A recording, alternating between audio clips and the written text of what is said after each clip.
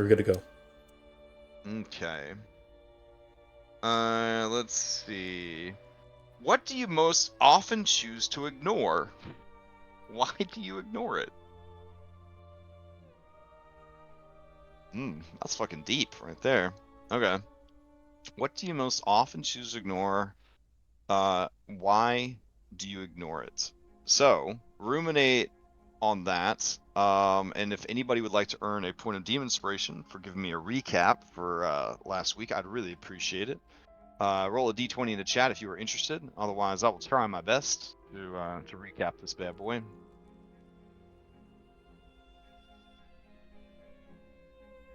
Oh, Anne's coming in with a 10. Haven't seen Anne in a while on the reporter's desk. Going once, going twice.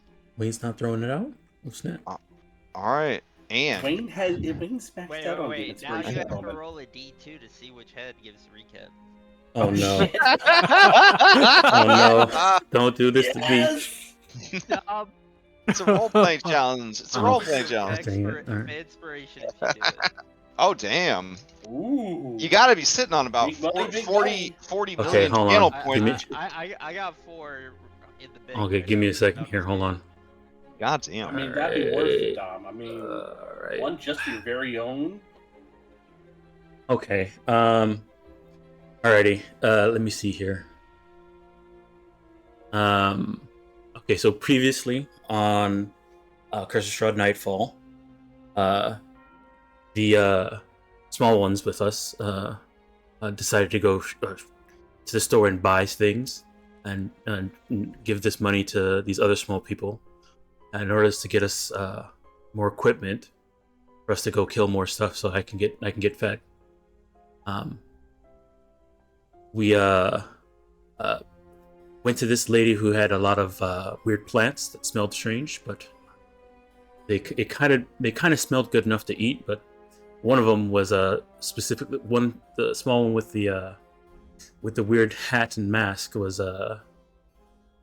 very interested in this one plant, mugwort, I think.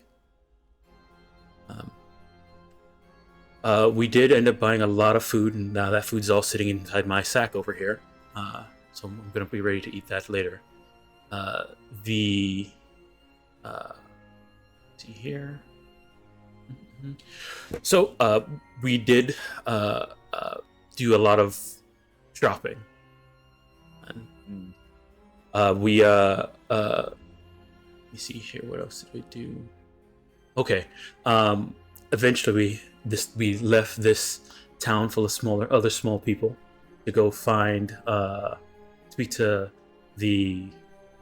some friend or our mother or parent of the one with the crazy mask, the weird mask. And on our way there, we were ambushed by a bunch of plant creatures. Plant creatures did not pose any threat. They were destroyed and crushed. And there was also the weird black ooze thing that fell out of the tree on top of the loud one. Not the other loud one. We continued walking some more, and eventually made it to the clown's parents' hut, which seemed to have a lot of other weird plants around it. And I understand why they were. Oh, we did run into these two people who were leaving the hut. They were. They seemed very strange. The little girl, the smaller one, didn't seem to be scared of them, and as well as the dog as well. They asked us to look for one of their friends or leaders or whatever they were. I wasn't really paying too much attention.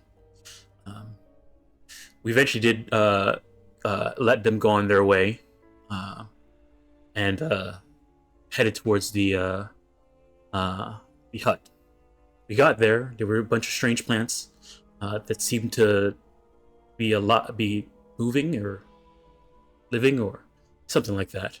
We end up getting to the hut and seeing the lady who lives there. Apparently, she's some very weird, strange-looking creature.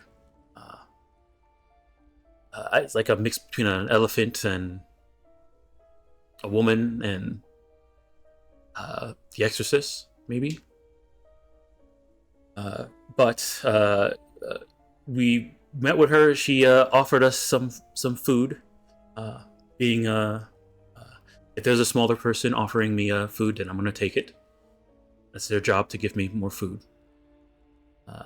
She did explain to us that we had to that she wanted us to do what we can to get rid of the Dark Lord, and that if we went in, one way that can help us do that is if we went and found the other stones. And she did also explain to us where the other stones might be. One of them has to do with the inside the old windmill. The other one has to do with the other hag, Baba Lazaga. I believe we're here and we're resting for a bit before we head over to Kresik, so we can meet with the abbot, so we can, I don't know, save this little girl or get Jason back. I think we're going to stop by Ez's a cart before we do that as well. Yeah, sounds like you guys have a lot of big plans. So I'm very excited to see what you guys do. All right, take your point of DM inspiration. And your fanspiration. Oh man. Dang, you only, I said roll a d2. You had the option of not getting Yeah, other half. dang. Oh yeah, you did I'm say roll really D2. happy- Oh my goodness, I forgot about that. I but should have paid I'm attention. really happy that we know that Leo is the loud one, and that there's also another loud one. Mhm. I have a guess on who. Beautiful. All right.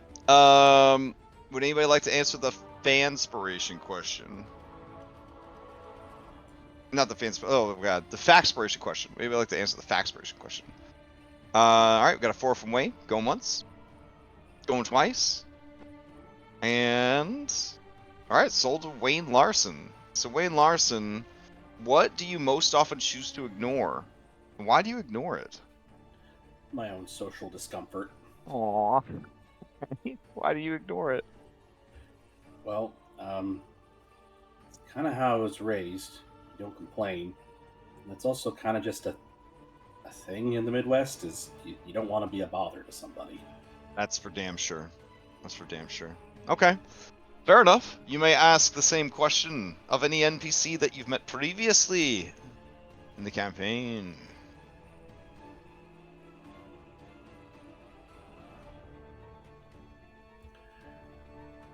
I would like to know what Ludmilla ignores. What Ludmilla ignores? Oh man. Okay. Ludmilla ignores the she ignores the eccentricities of her husband. And she does this for her own safety.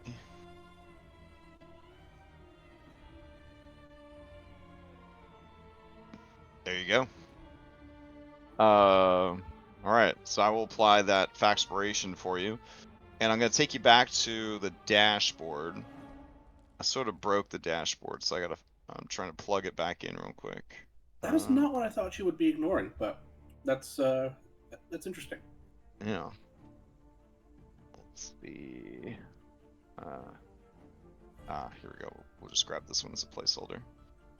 I rearranged my file locations and they broke some stuff. So. Oh yeah. no. Oh yeah. That's a thing. I couldn't stand it anymore.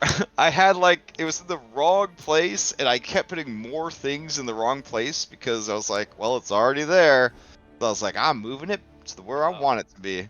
Yeah, I did that too, and I had to do that after Monster Hunter was done because I had so many things in so many weird places. All right. Well done, guys. So you guys did get a sticker for going to Jenny's. Let me give you your bumper sticker. Let's see. Jenny, where are you at?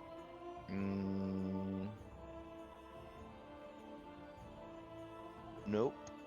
The thumbnails are so small. I'm squinting so hard right now.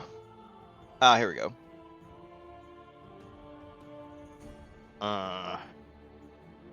See. I gotta straighten it out, but there we go.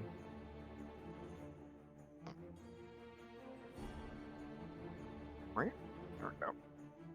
So yeah, you got your new bumper sticker, and you guys are heading out, I believe, into the world.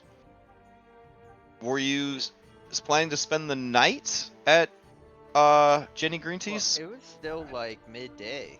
Yeah. That's I why think we I'm were- asking. Yeah. We were gonna use Robin's locate plants to get the wolf's bane and then go hunt werewolves. Okay. At least that's what I thought the plan was. Unless Yeah. That is also what I What's- recollect.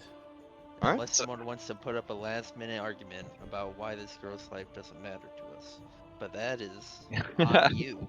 Because it No, matters to me. no, we can wait. No need to Alright. stay here in the creepy house with the plants and. What do you mean So- creepy?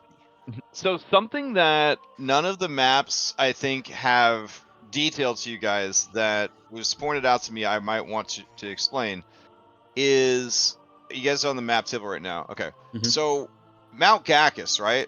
It's down here at the bottom. Okay, it's pretty big, right? It's pretty big. Okay. And then you got the mountains along the North Range, right? What people don't notice on their maps is that all of this area that I'm coloring in, that's also mountains. So the Mount Gacchus mountain range actually goes all up into the forest. Oh, so we walked right past it. So, well, when you guys have been traveling, you went from Valakai, you went over this bridge, yeah, and you skirted the mountain, and then you went down to there, which you can see is radically different than your toilet paper map was telling that you were doing.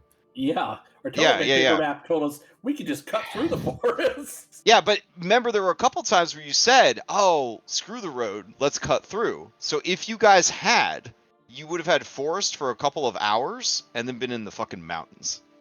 Oh my god. Yeah, so yeah. But anyways, and then you could see that the road does continue down to Yester Hill. You guys actually went through the woods to get to Yester Hill there. But yeah, it's a whole thing. So anyways, I just wanted to show you that a lot of, because the other group found another map, because there's a random encounter where you find a map, and their map is a little more clear about there being mountains, and they were like, "Are those fucking mountains?" And then it occurred to me that yeah, I guess it hadn't really been established that Berez, the swampy area, cuts into. It makes it even more dangerous. It cuts into the mountains. So like you go down into the swamp and there's like no easy way out because it's like mountains on 3 sides. Yeah. And that also makes getting to Leamba Temple very difficult because you really, unless you want to do mountains the whole way, you kind of have to go all the way around and then up. So yeah, it's a whole thing. Now there is a pass through the mountains called Toslenka Pass, and it's kind of like a famous like old bridge that was used to travel up into Mount Gacchus, and that I believe is right here by Luna Lake. Yeah, and that's kind of like And the is best. that this path down here? Yeah. So that path down here, there's this ancient bridge that kind of gets you up into the mountains. It's considered a safer way to get up into the mountains than trying to just scale them. Yeah, it sounds like it. Can Yeah. you remove this big cross out on the Amber Temple? Oh, who put that there? Jenny. I was like, no, don't do that. We just painted. Oh, right. Sorry. She's just trying to keep you safe. There we go. Okay. Cool. Thank you. So you guys are at Jenny's. Someone had mentioned possibly going to Argynvosthal, which is Well, directly south of you guys. so we were saying going just south of the road, so the other part of the woods to get Wolfsbane, because the dwarf part of that road is apparently werewolf territory, and they get rid of Wolfbane, and then down here is Druid territory where they keep it. Correct. The further into Druid territory you get, more likely you are to find it, and then the further northeast you get, which is away from werewolf territory, you are likely to encounter the I Wolfsbane. feel like Jenny was like, you could just stop at Argynvosthal while you're getting the Wolfsbane, but I don't think any of us want to start at Argynvos stop there because like it's just gonna start timers and we got enough shit to do. Oh, okay. All right. So, Plus, we But I'd probably be want down our to go. spirit warrior also here for that. So, is who to what? or spirit warrior. Yeah, there was a spirit warrior from there that No, you no, guys. no, no, no. Leo means Robin. Oh, okay. All right, so she is going to use the dagger of the Seeker to try and find this, and you guys basically have lunch at Jenny's house, and then you head out because time's wasting. All right, so her dagger of the Seeker allows her to 3 times per day cast locate animals and plants. So let me go to her spell book and cast that first one. While we're eating, I'll do a healing surge for Rio. That way All we right, so keep just her describes short one rest. name of specific kind of beast or plant. So she's looking for Wolfsbane, concentrating on the voice of nature in your surroundings. You learn the direction and distance of the closest creature or plant of that kind within 5 miles if it is present. All right, so I will roll to see if it is present.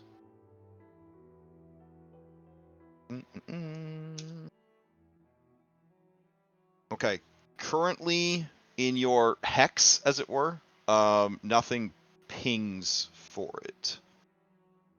How long does this thing last? A single action, but it's a ritual to get it started. All right, so she knows for sure that it's not right near her hut. It's not within 5 miles of Jenny's hut. Okay, So you- and so for like some perspective, right? Mhm. 5 miles on this map.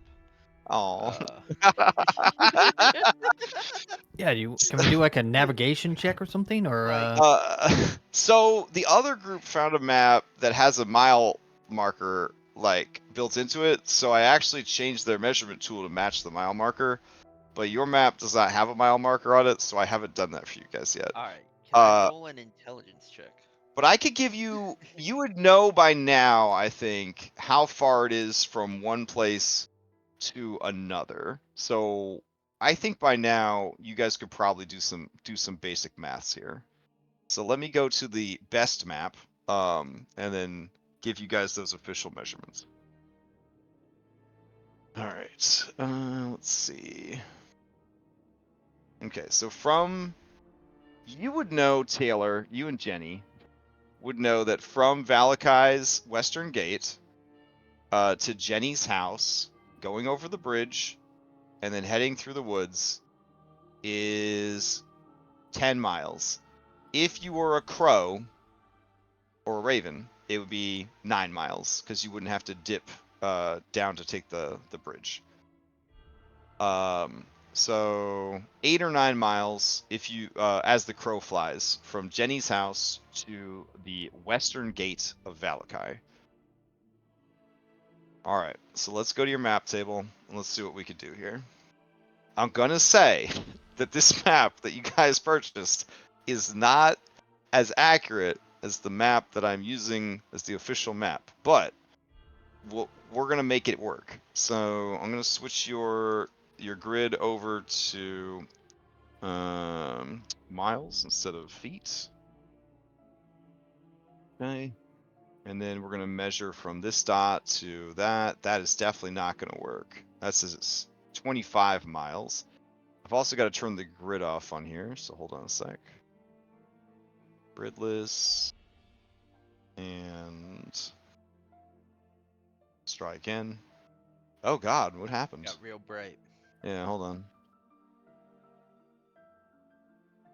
Why It is a holy map. Why did it get so bright all of a The Morning sudden? Lord. Obviously, you know, Okay. Robin's keeping her phone underneath it, shining through it. Roll All for right. battery. No. So let me no, try. It's not here. Let me try again. Grid scale is 5 miles, so maybe we This make is it supposed to be 10, and right now it's saying 25. That means just 5 squares, so it'll be 2. 2.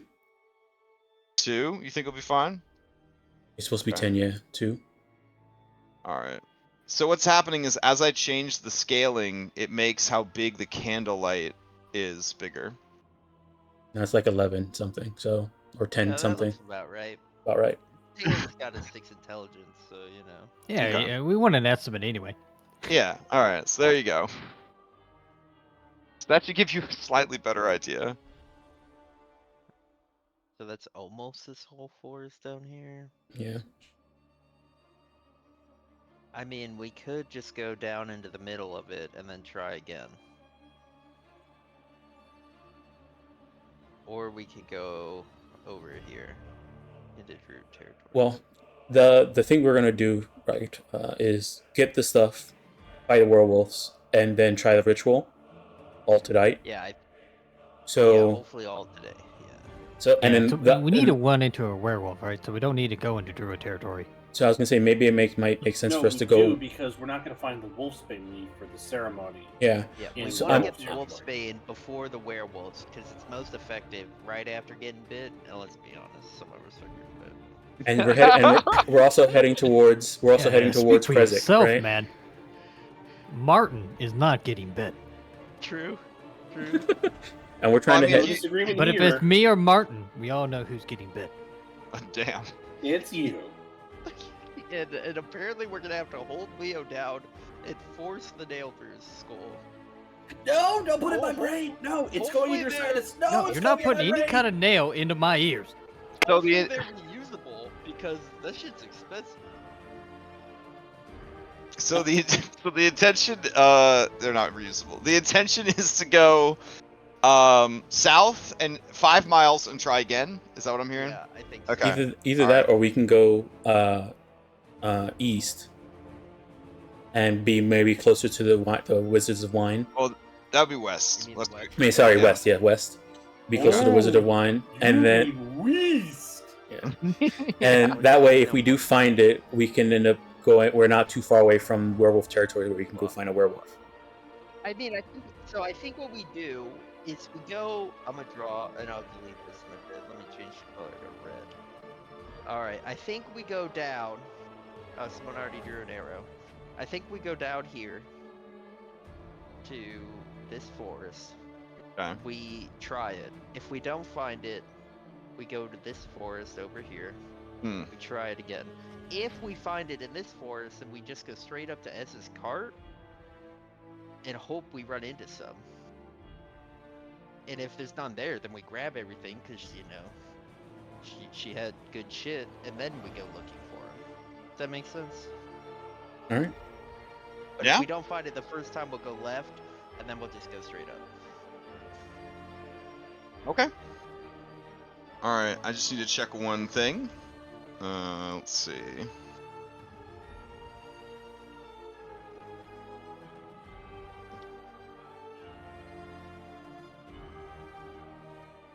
Do we have anything for bait other than, you know, the cat's piss that we bought? Oh, I was gonna say cat's piss.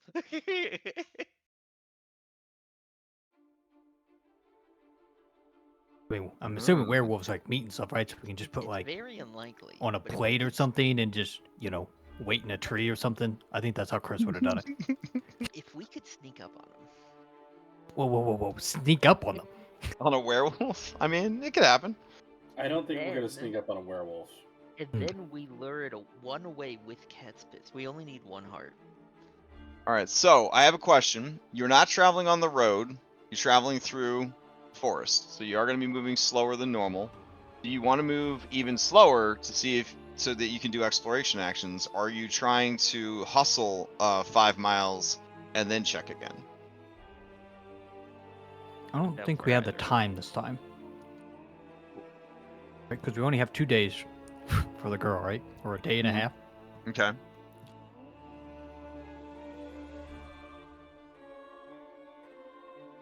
So this would be difficult terrain.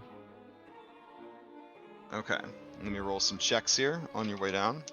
Because yeah, this is going to be 2 checks just to make it down there, and they're going to be off-road, so 15s or higher on D20s. You might run into something. If you were exploring, it'd be 4 checks, and 4 hours. Well, hopefully, what we run into is werewolves. Yeah. Say we do 2 checks until we start looking for werewolves. Okay. I say we do hustle until we're like, okay, we're looking for werewolves. Now we'll go slow since we might as well roll for more encounters because we're looking for werewolves. All right, makes sense to me. Yeah, and if we get tired, I got some good old marching songs for us. Let me put on some other music. For a second, I thought he was going to say, I've got good old marching powder for us. And we can fight in the dark because we've got a torchbearer. That's Oh yeah, right. Martin's ready. He was born for this. Alrighty. So, on your second hour of travel, south, before you've finished that second hour, hit your 5-mile mark and prepare to cast your second, detect plants and animals or whatevs. Let's see, forest encounter. Alright. Oh. Okay. Let's see. Alright, as you travel, you begin to see bright dots of color scattered in the foliage. Because you guys, just in case the spell didn't work, you see some, what am I trying to say here? Some wolfsbane. Red rose blooms are an unusual sight, in a vivid contrast to the faded, bleak woodlands you've been traveling through. You notice that the thorny stalks are streaked with red veins, which thrum to some unheard melody beyond your power to perceive. Which is their way of flavorfully saying it was indiscernible as from a normal rosebush until it began to attack. So, I will take you over to We're the being map. attacked by another shrubbery. Well, Yes. we got that blight potion we bought from Jenny. That's true. So- You are being attacked by a plant, though. Yes, another plant. I'm very sorry. Let's see. Dusk breeze, forest. We are in druid territory. Well, This is why we have all that oil and flasks of exploding And fire. lighter. all right. Let me get you guys over here. Defoliant. Active group. I mean, we could use that, but we were planning on saving that for the druidry. Yeah, we just used alchemist fire on them. Okay. All right. Man, there are a lot of you guys, aren't there? All right. Let's see. Yeah, I mean, there's safety in numbers. That's true. That's true. Adventurers travel in packs, Arisen. Let's see. Alright. Can't forget Martin and his magical torch. And Minodora and her magical werewolfism. Alright. So, I'll move you over to this map. Oh, we're traveling in a lot. Well, that's Yeah, how we're the spreading out, like that's a how search it party. pooped you guys out. That's how it pooped you guys out. Let's see. Alright, so Taylor, on the bright side, you are familiar with this type of creature because your mom keeps one as a pet. So I will have everybody roll a perception, an active perception. Whoever got the lowest, that is who this plant monster will be attacking.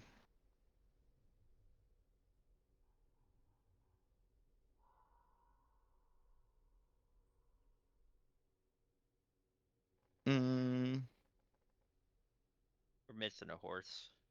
Oh yeah, Sterling.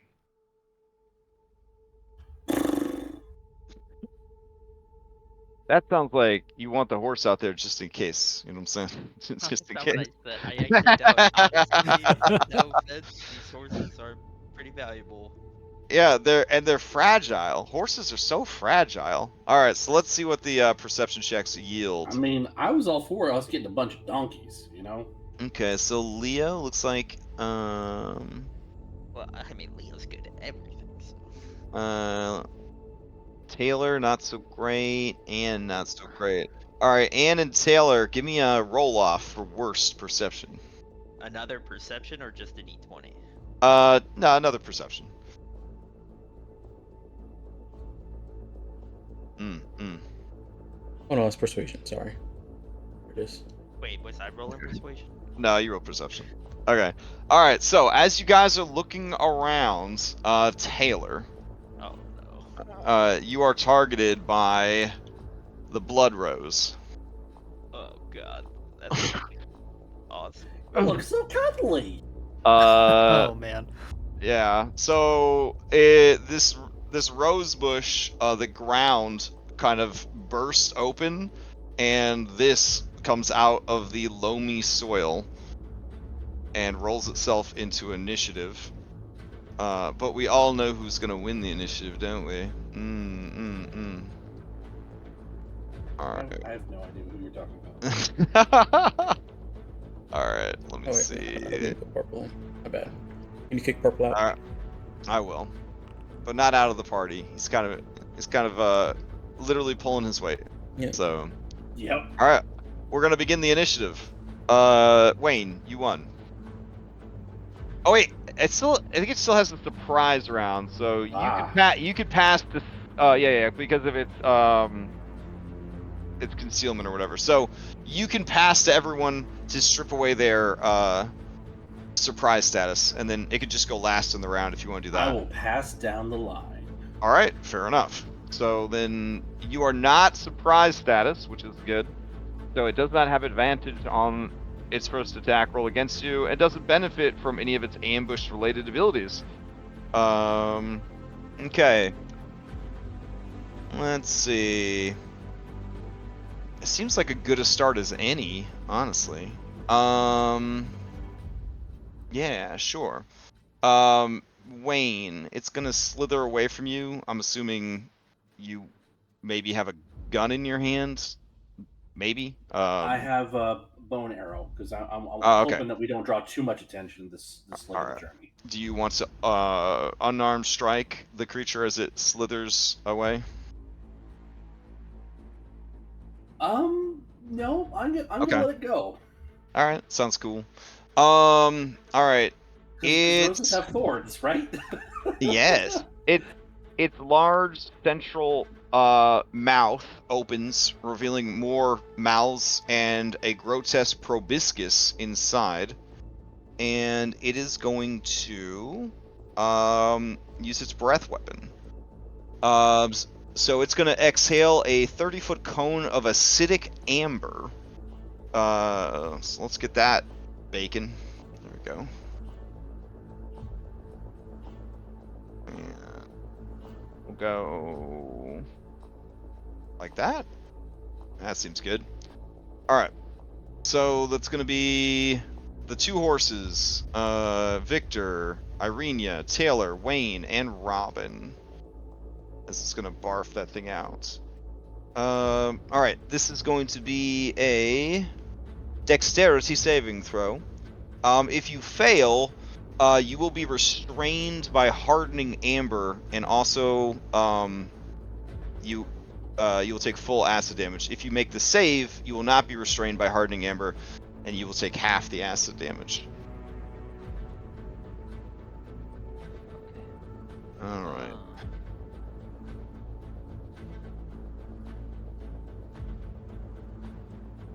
Sorry, I'm just trying to. So this is a weird question. Mm-hmm. Can I use my reaction to dodge? No, unless you have an ability that allows you to do that. Well, monk. Yeah. Does Monk have the ability to dodge as a reaction? You get yeah, that's in the wool patch dodge. Yeah, then I don't know why you wouldn't be able to do it. All right, then I will use my reaction to dodge. Okay. That's- Yeah. All right, a gentle 15 points of acid damage coming at all of these individuals. That'll give me advantage on the save. Okay, Even 25s. Oh yeah. nice. We just talked about these delicate horses too. Oh no. Ooh, Sterling. baby. Okay. And then I'll roll for Robin real quick. Let's see. Oh, that's right. I can pop out my combat tracker now. The good times are back again. And then Robin. Oof. Okay. So, working our way down the line. Wayne, you pass. You take half, so 7 acid damage. Okay. Irenia fails. She takes the full 15 acid damage, and she is restrained in hardening amber. Okay. Sterling fails terribly. He gets a complication. Scuffle. He has to make an athletics check, or be moved 10 feet into a random direction and knocked prone. All right. Here we go. Your APL is, oof, yeah, he doesn't make it. So 1, 2, 3, 4. He would actually stumble this way. Since he can't stumble through you guys, he'll just fall prone where he is. And then he's restrained. And then he takes 15 damage and drops to 0. 'Cause horse. Alright. So then we've got Vanilla. Vanilla takes half damage. Sadly, that is more than half their health, so they would take an injury. Sterling would take 2 injuries. 1, 2. Injured back. Probably not the best for a horse. Let's see. But I think a lot of people like better Sterling than me. I don't want an injured back. And then he's got a wounded. I'll roll random. Right eye. So no more ranged attacks for him. And then Vanilla also gets an injury. And internal bleeding. Okay. Let's keep figuring this out. Robin takes the full damage, but she has a fucking diesel tank of hit points. No problem, but she is restrained by the hardening resin. And then Victor makes the save, taking half the damage. And then Taylor makes the save, taking half the damage. Alright.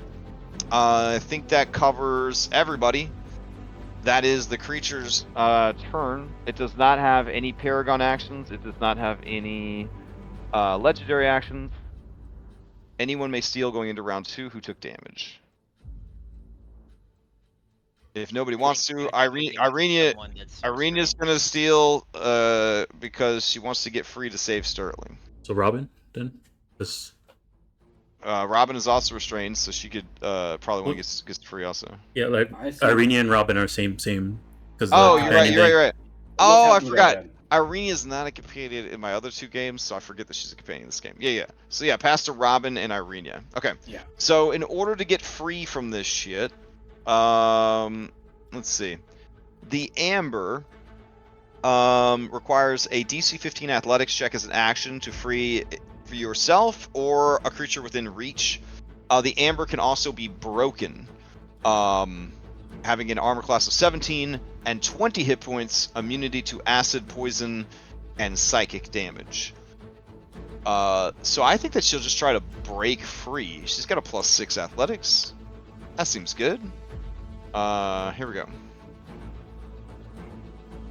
Yeah, so she hulks her way out, and then she will use Warden's Grasp as a bonus action to is that the one that keeps them from moving? Warden's Grasp?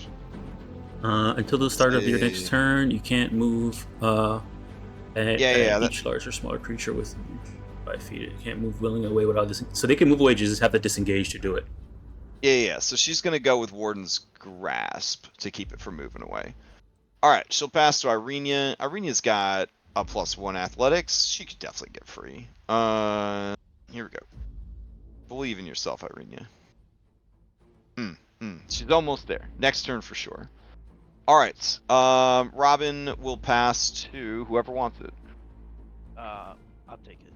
All right, passing to Taylor. All right, so you said I know about these, right? Yes. Um, Oh, so yeah, I'll tell you a little bit more about them. Their breath weapon comes back roughly every third round, so it's a 5 or a 6. It'll come back. The creature is multi-headed, so it cannot be surprised and has advantage on saving throws against being knocked unconscious. They rely on blind sight to see. So if you were up in a tree or flying or something like that, you'd be a lot harder to catch. Well, that'd be more tremor sense. The main thing about the blind sight is they have a weakness called Thunder Blind. If they take any thunder damage, they are effectively blinded until the end of their next turn. That is the weakness of this creature. Its basic attack is attacking 3 times. One with its small head, one with its grotesque proboscis, which will grapple a target, and then one with its main head, which does quite a bit of damage and acid damage. okay. Yeah, it usually uses its small head to activate a crippling strike to reduce your speed to 0. Do I know how fast they are? They are actually very speedy. They have a 40-foot speed, a 20-foot burrow, and a 20-foot climb. Okay. One of these lives under your house. Awesome. Taylor's gonna just scream out, we can't get away from it, just spread out, it'll be able to do that breath thing again. And then she's no longer dodging. She will take a step to here, with her move. So that would provoke. If it has a range of 5 feet. Oh, it has a range of more than 5 feet for sure. Yeah, okay, cool. Yeah. And then I'm gonna take my halberd Well, and I'm gonna... Oh, no, sorry. It has several different attacks. One of them is only a range of 5 feet, so it will go ahead and make an opportunity attack with that one. Okay. Alright. So it's going to use its main head to do a rending bite. Alright, I'm probably gonna dodge as a reaction. Okay. So it's a 17. The 17 hits. Okay. So that'd be 9 piercing and 8 acid damage. Okay. Okay. Also, let me know when. Yeah, I'll move a little bit slower when I attack you, so that you can tell me if you're gonna reaction dodge or not. Because you'll have to make the decision before I roll the dice. Yep, So. well, I said I was gonna do that, so... Yeah.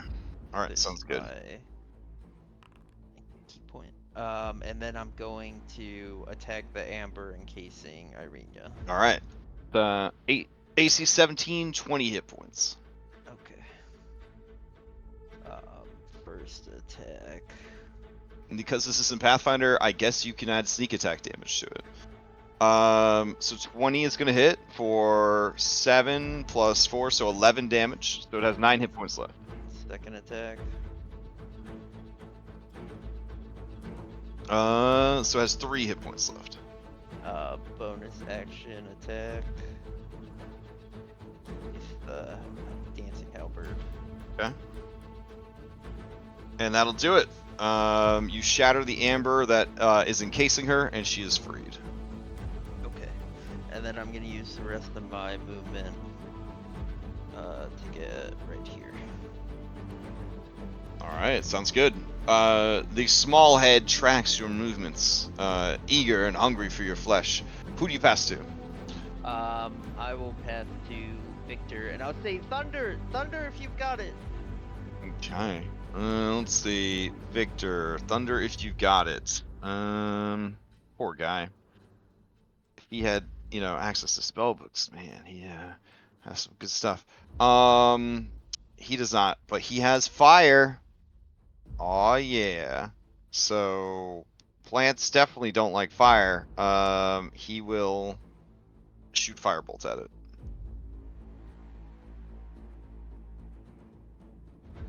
Uh, 10 is not going to hit. The firebolt flies past the creature into the soggy wilderness.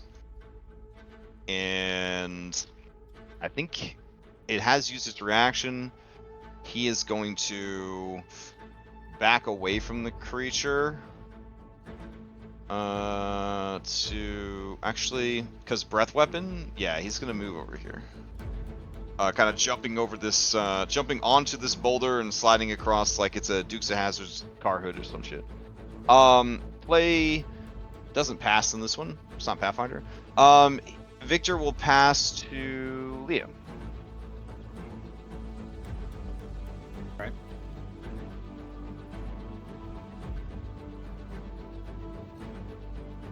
I'm gonna roll the 2 constitutions just to see what actions I have available. Alright, got them both. Alright. We're gonna bonus action mark the creature. Okay. So everyone has a D4 when attacking just that creature. Okay. I'm gonna tell Martin to get out of the way Mhm. and get away from the creature. Hold the torch up high. There's a... Oh, okay. That's a wall over there. Alright, we will go. Come on, Martin, please.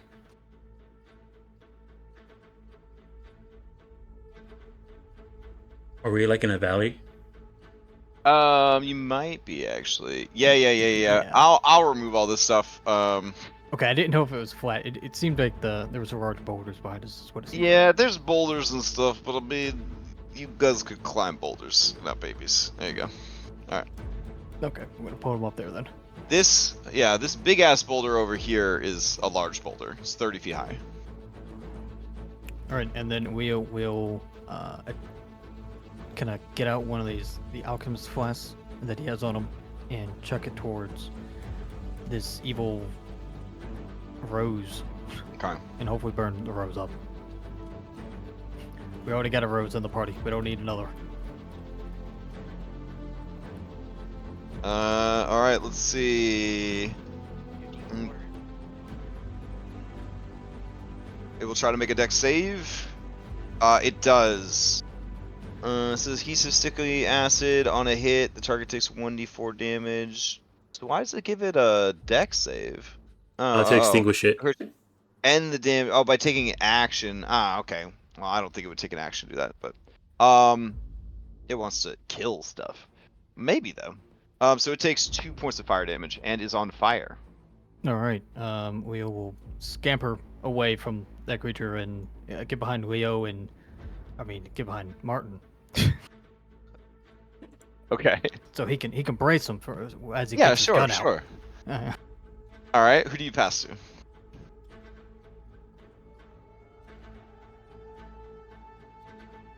Oh yeah, Minodora will just follow you. Yeah, There we yeah, go. she can get back here too. We'll pass to Wayne. The tactical dice goes to a D6. All right, tactical's up to a D6. Plus you get And the that's D4. like that's like an extra D6 to hit, or Yes, to hit. okay, Yeah. all right. Yeah, once per Um, turn. And then you got the D4 for targeting that creature. Okay. Wayne is going to drop his backpack and the bow he has. He's going to fish out a flask of oil Okay. and I want to toss it at the rose bush to make the fire worse. Yeah, sure. So this would be a improvised weapon attack. And since it's thrown, I believe you can use Dex or Strength. Yeah. Thrown is the Yep. finesse of range attacks. Yep. Cool.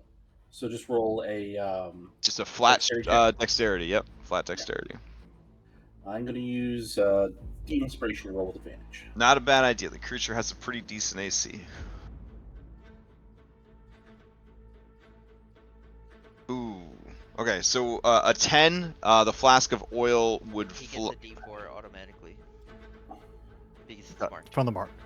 Okay, he gets it automatically, or he claims it from the mark. No. So There's the two. D6 There- is up for grabs. Yeah. Let me. But since he marked Okay, it, for you. everybody gets a D4 on attacks. Okay, Against got it. physics attack creatures. Yeah. So, Everybody but Crash. Liam. Mm. I have my earnest ability, and that it allows me to, like, if I fail, if I fail a ability check or saving throw, I can try it again. Now, this is technically my attack. Would you allow me to use a charge of earnest in this case? I would not, because ability is basically referring to skill checks and things of the like. Yeah. Yeah, I was trying to keep the system a bit, but Yeah. Thank you. You got a 10, even with a D4, its AC is 16. You could roll the D4 and then see if you want to succeed at cost. Otherwise, we got a grenade rule your oil. All right, I'll roll the d4. Okay. Ooh, okay, that brings it up to an 11. So yeah, that would not be within sack range. All right, well, All right. and that's that. Let's see where it ends up. 1, 2, 3, 4, 5, 6. Okay, so it ends up a little bit further past, and we'll just make a little splotch of oil here. There you go. All right. Anything else from Wayne?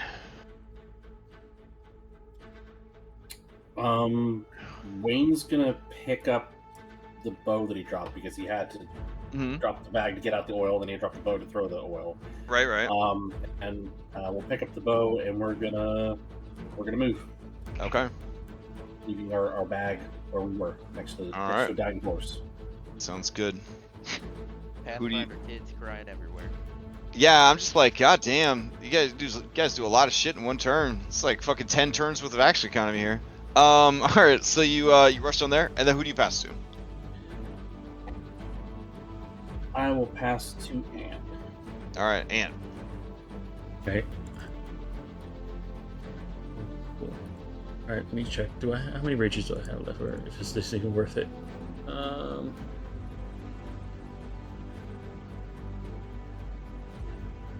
Okay. Yeah, I'm not gonna do it yet. We'll save that because we're gonna be vampire. We're gonna be werewolf hunting soon. All right. So Anne's gonna take out the she's gonna stand over to here. Take out the great axe and swing. Right. God, it's a big axe. All right, so 12. that 12 plus flank for 14. No, 12 is with the flank. Oh, okay. Not enough. And then you get a D4. And then you get a D4. Oh yeah, the D4. And you can always spend the tactic die if you want. So 12 has been 15. So it's one off. Ugh. You could use the tactic die that he keeps mentioning. But if I do that, then it's off for everybody else, right? Yeah, it's just Well, once it comes back per. every turn. Yeah. I come back- It comes back over a turn. Okay, then yeah, I'll use it then. Every since I'm turn. not- Okay, I'll I go just ahead. make you guys hit. I point All right, out the weaknesses. Is it D6? Okay. Yeah, It's a but D6. Oh yeah, but one. you only need, I don't need a you one. All right, so that is going to hit. So it takes 9 slashing and 7 more sneak attack slashing. Takes full damage from slashing. All right. So bonus action. Looking at this thing, does it look like it's covered in thorns, and that if I try to grapple it, it would hurt? I mean, it was described as having thorns. Whether or not it would be damaging enough to you to dissuade you from grabbing it, you are unsure. All right, bonus action. I'll try and grapple it as well. Okay. All right, here's the acrobatics. I mean athletics. Okay. Ooh. All right. A plus 17 to your athletics, but you're raging, right? Or No, I'm not raging right now. Okay. So that's going to cause a complication, but not necessarily a fail. The creature will try to defend itself. It got a 19. So you did not grapple it. There is a complication. Scuffle. You have to make an athletics or acrobatics check, or move 10 feet in a random direction and be knocked prone. Right.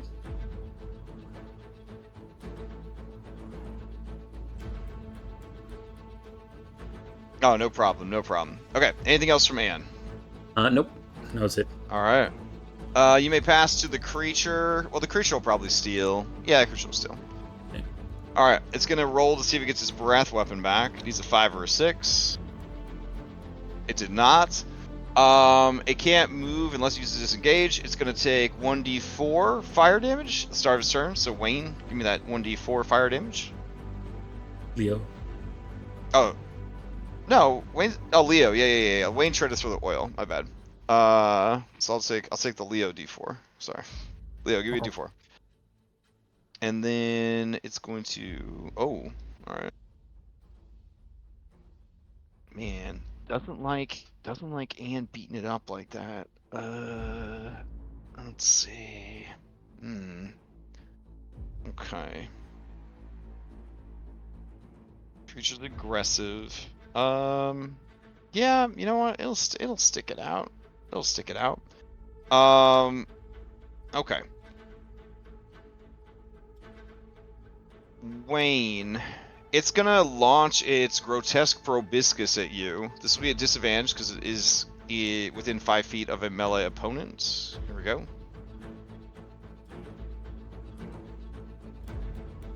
So 18. Yeah, that hits. All right. It does no damage. It just simply latches onto you. Oh, I don't know why. So, and then with its bonus action, it is going to use reel, and it is going to reel you in.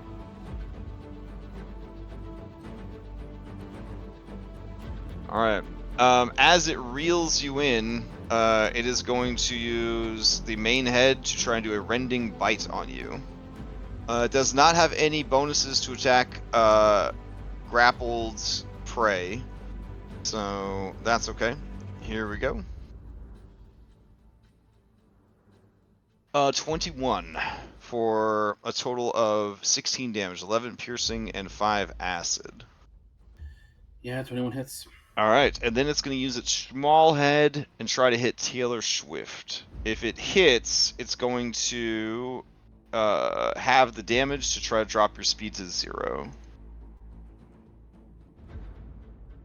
But it's going to miss with a 10.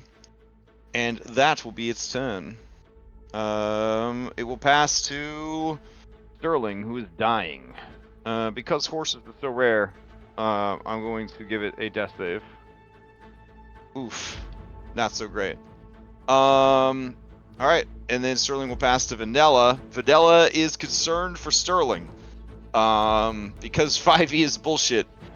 Vanilla is going to use the help action for anyone that wants to do medicine on Sterling. Fucking 5e. Alright, that's how it works, okay? He's gonna pass to Irenia. It's a beautiful theme, though. Yeah, exactly. He's like rubbing his nuzzle up in this, like, up in this fucking acid. Back. Yeah. Oh, he's just letting out the most horrible sounds that we will not play. We will not play the sound clip that I have. And all right, she's going to use healer feats on the fucking horse. Okay. All right, healing him for 11. Like almost all of his fucking health. And now he has the healer heal debuff. Okay, but he's no longer dying, so that's good news. Oh crap! I forgot about Purple. And oh, well, he's still prone. He's still prone though. Will you ever remember Purple? We'll find out. All right. So Robin is going to wail on this thing. No longer restrained. And no longer restrained. Beautiful. All right, let me check her injury. Oh, it's just her left eye, wounded forever. Okay, so she's gonna swing on it with this silvered great axe. I believe she gets 2 attacks. That sounds right. 1 and a 2. Chop, chop. The second one hits because of flank. Gets a D4. Oh, okay, yeah. Don't need the D4. All right. And so she's chopping this thing the fuck up, and she will reapply. Nope. You know what? She's going to switch to Warden's mark so that it has to attack her, or does all of its attacks with disadvantage. All right. And then that is them. The creature will probably immediately steal because it doesn't like getting beat up. Anybody going once? Going twice? All right. Rosebush is up. Leo, if I could get another D4 from the Alchemist Fire. Man, Goddamn. double 4s. All right. Let's D4 see. King. So Yeah, D4 King, yeah. this still does not bloody the creature, which is a pity. It will try to get back its breath weapon. He's a 5 or a 6. Alright, got a 3. So instead, it is just going to bust out attacks. It has Wayne in its grotesque proboscis, so it can't use that for attacking anybody. So it's just going to bite you, because you're in its mouth already. But, thanks to Robin, this attack will be at disadvantage. And that's pretty good that it was a disadvantage and not an Yeah, advantage. because that would have fucking killed me. Yeah, so the disadvantaged attack still hits you for 24 points of damage, which is, I'm proud to say, does not cause an injury to you because that is not high enough to hit your bloodied value. But you do take 13 piercing and 11 acid damage as this creature continues to try and stuff you in its gullet and use you to fertilize its babies. Which, Taylor, you do know this creature, the babies travel in swarms, and they are terrifying. I won't tell him that. Yeah, don't mention that. Don't mention that. It's already got disadvantage to attack Taylor anyways, so it'll do it again. Half damage to try and drop your speed to 0. All right, so 20, so 4 damage, and then your speed drops to 0 because of Controller Crippling Strike, which would end dodging. And then Wayne or Taylor may steal. Wayne's in a more dire situation Yeah, I'm right gonna now, steal. so I'll let. All right, Wayne, you're up. I need to disengage. So it's a DC 15 to escape. It's a DC 15. So athletics or acrobatics, difficulty 15 to escape from its grotesque proboscis. All right. Let's go with the acrobatic.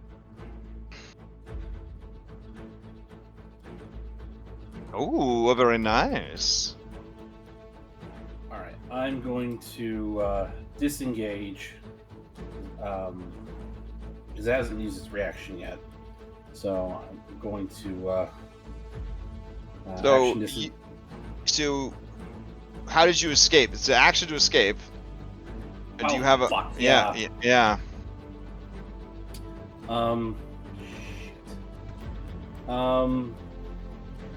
I'll turn this back off. So you are right. It still has its reaction.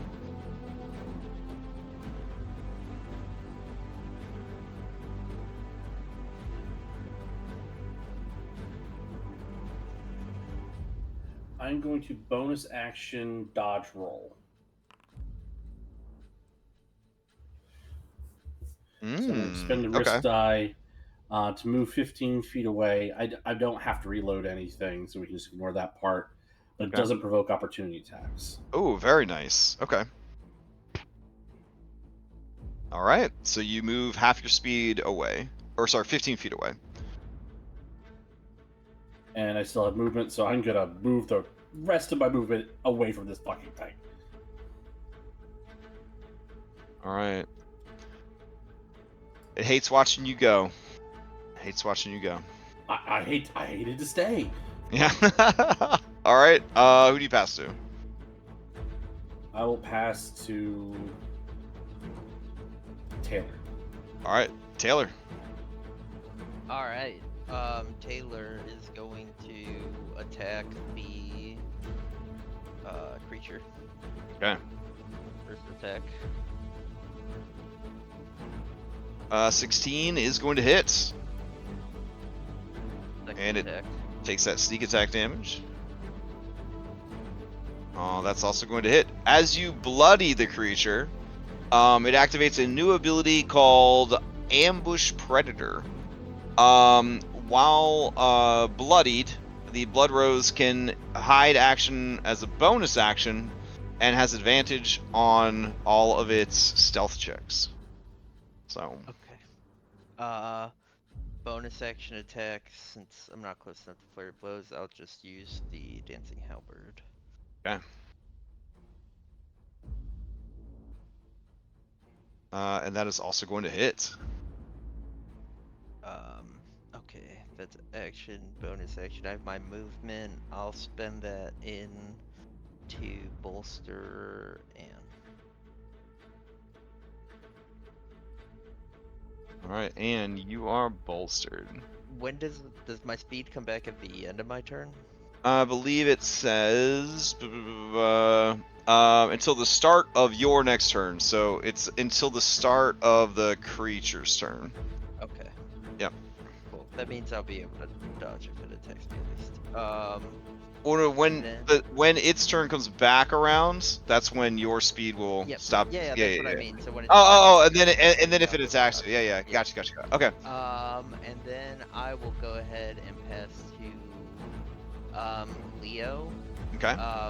I'm familiar with the creature, right? So could I mean, you kind of just said the bloodied action aloud. Yeah. You can explain to everybody. Yeah. Yeah. So Taylor will say it's on the ropes. It might, if we don't kill it, it's gonna just hide from us and ambush us over and over again. So kill it now. That's my turn. Okay. It can hide when it's on fire? Oh, God. I'm just got a burrow speed, so they generally go under the earth and then, pop out. Alright, so no action.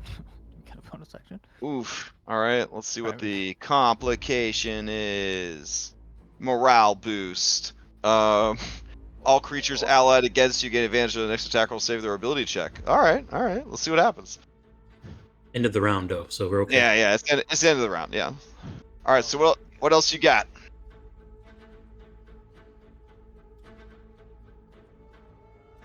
Alright, I got a bonus action. What?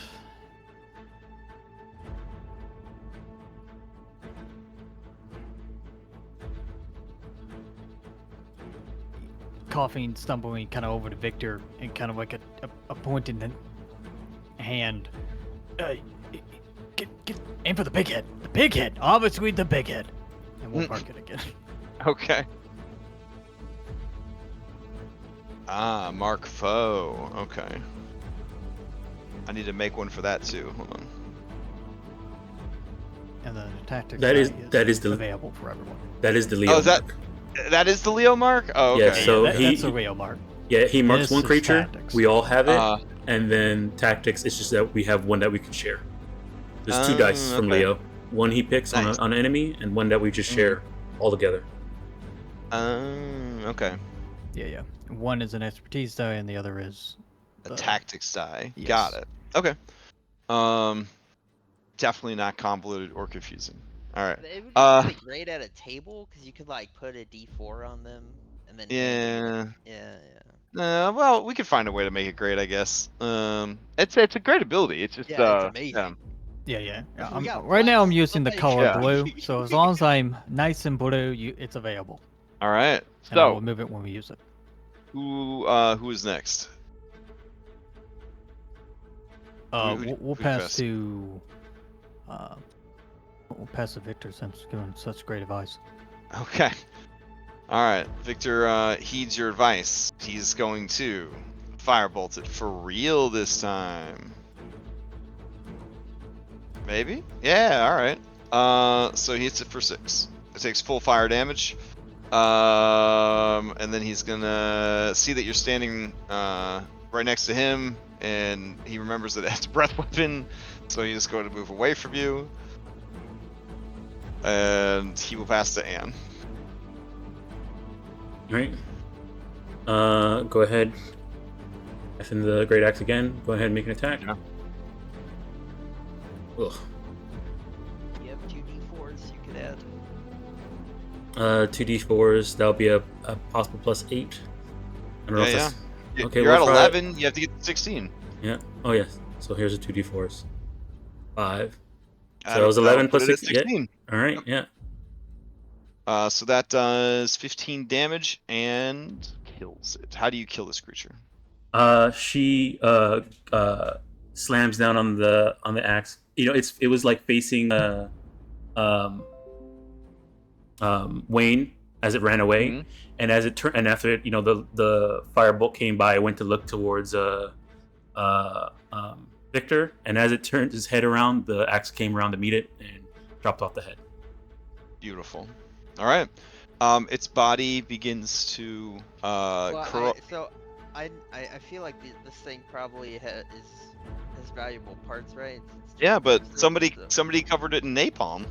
Yeah, I want to rush to try and put the fire out. I see.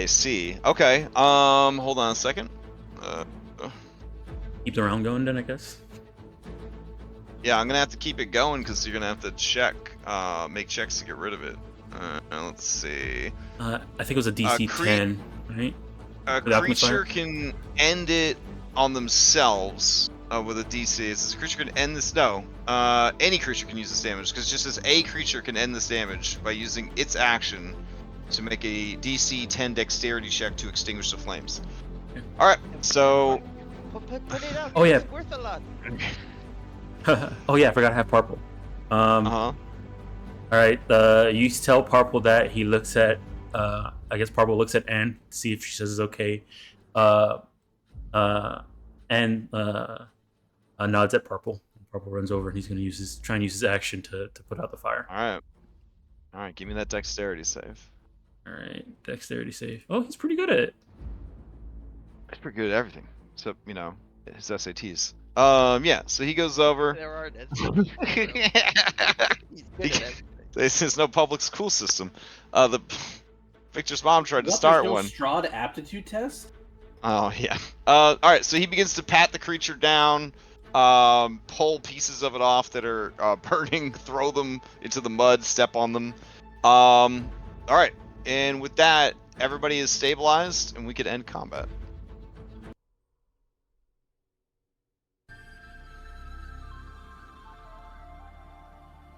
All right. So this creature. All right.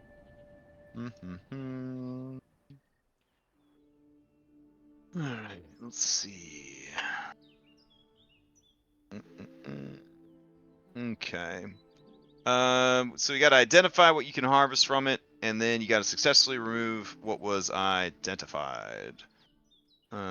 Seems good.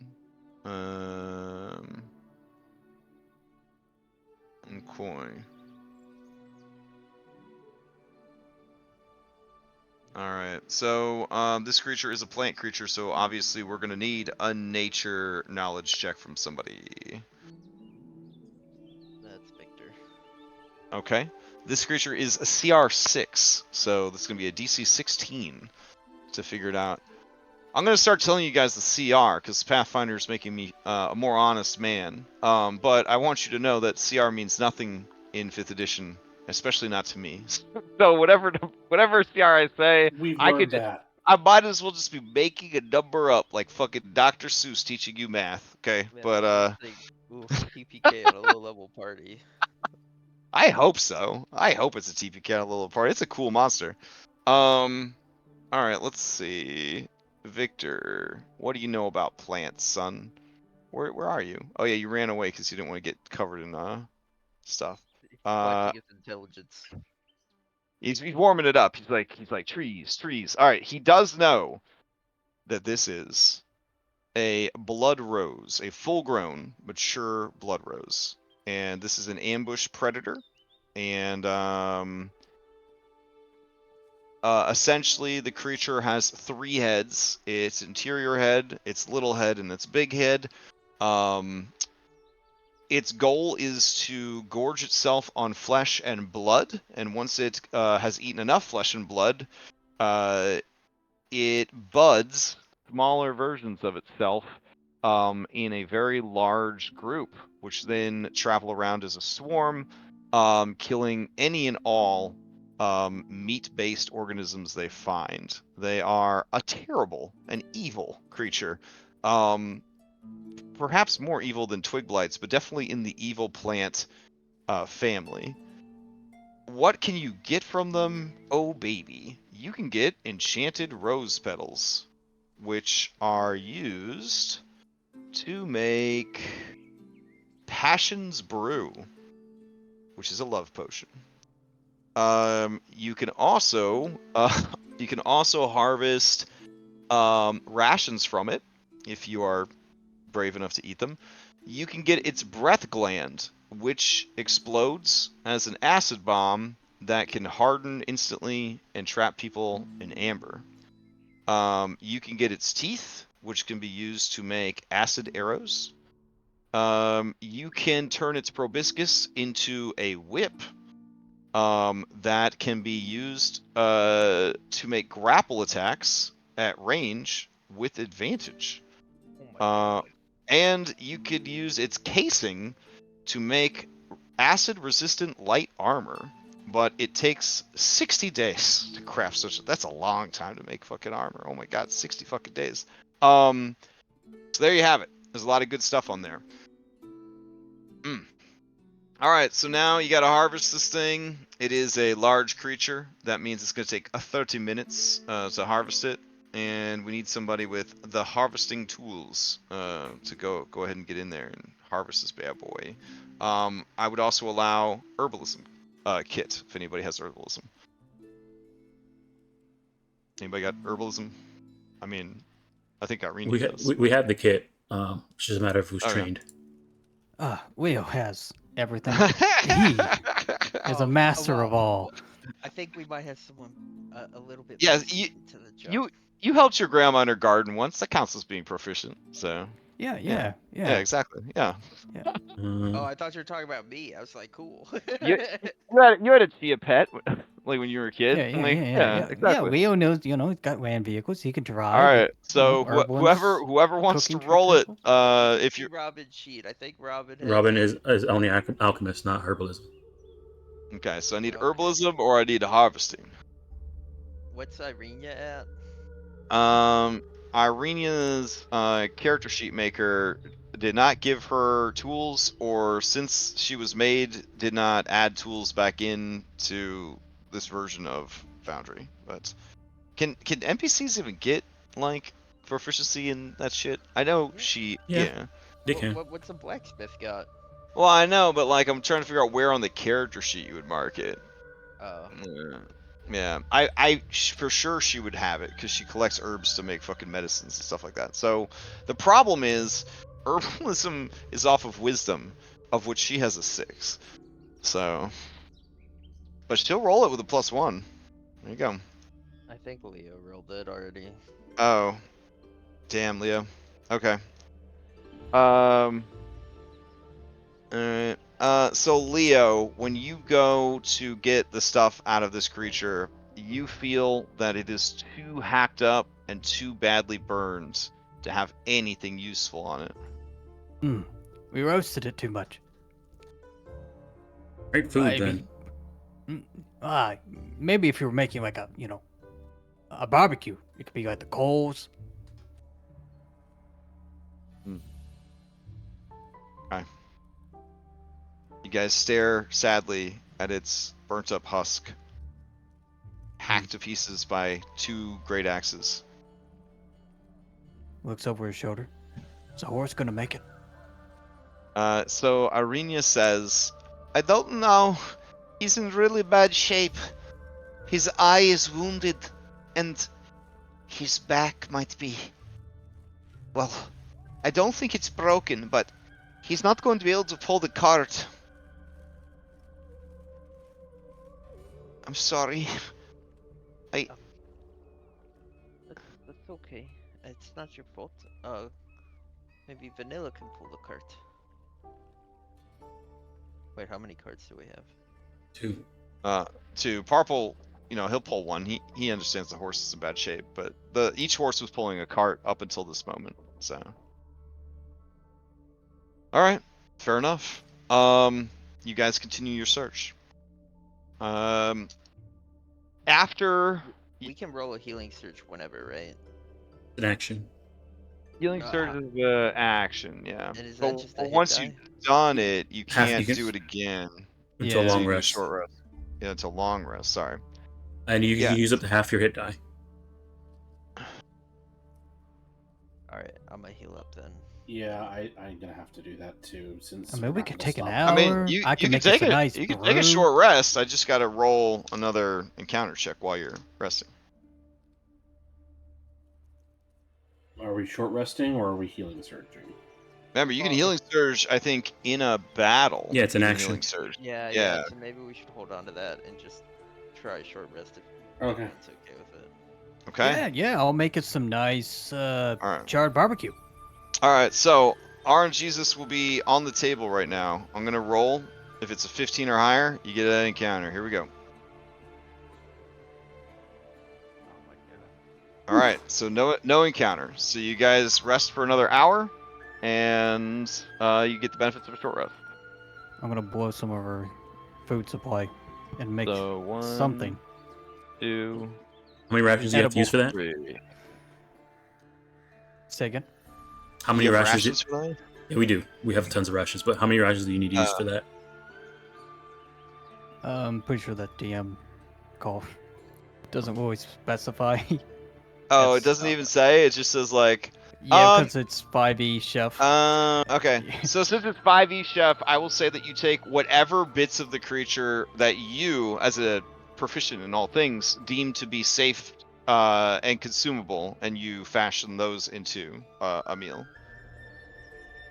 It kind of tastes like fried okra. Do we have the short rest rules in any of the journal entries, or is it just a normal? It's just a normal short rest. It's Yeah.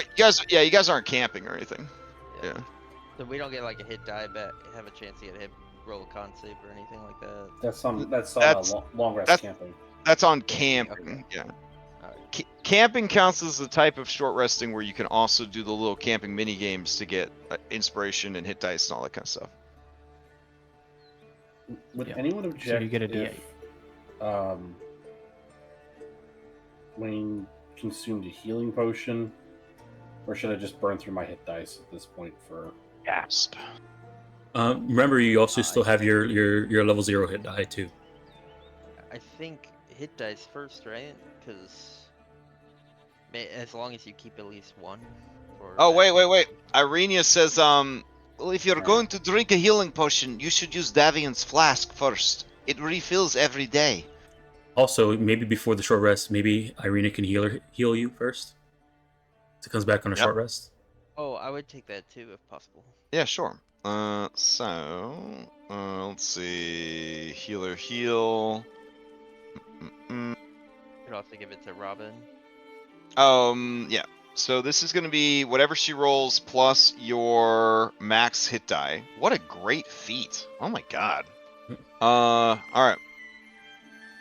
Okay, so this first D6 plus 6 is for Wayne, excuse me. And then this next one is for Taylor. And then this next one is for Robin. At least Okay. it's consistent. All right. That's equity right there. And then you get that plus your hit dice, which for you guys is, I believe, 7 hit dice because you have your secret extra hit die, right? Yep. Yeah. All right. And then I'll go ahead and heal up for Robin. cool, I appreciate it. And then I'll add healer heal to all 3 of you. Well, we're gonna short rest, so that would get rid of it. Oh, okay. Gotcha.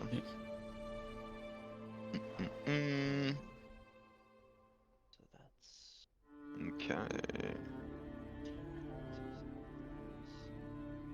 Robin doesn't need to spend any hit dice. She specs from the healer. All right. Well, and she should also probably use it on herself too, because it looks like she's injured as well. So that puts her healer's kit uses down to. I think we bought a bunch of them. Yeah. I'm Yeah, gonna just I 1, 2, 3, and 4. All right. If she doesn't have any left, I have 2 extra healer Yeah. kits on me. So Oh damn. Okay, so she's got 5 out of 10 right now. So. Right. I have 3 kits on me. One of them is down to 3. Okay. Well, how about you delete that one, and then I'll fill this one back up to 8. Okay. Does that work? Yep. All right. Cool. So let's get. You want to roll the 1d6 plus 6 for her. Oh, and Victor needs it too, right? He also got breathed. Oh yeah. Okay. So does Vanilla. Okay. So let's see. She will pass these heals out to everybody. The things are good Three thing in more. 5e. This is just an action and not 10 minutes. Yeah. That and that. Okay.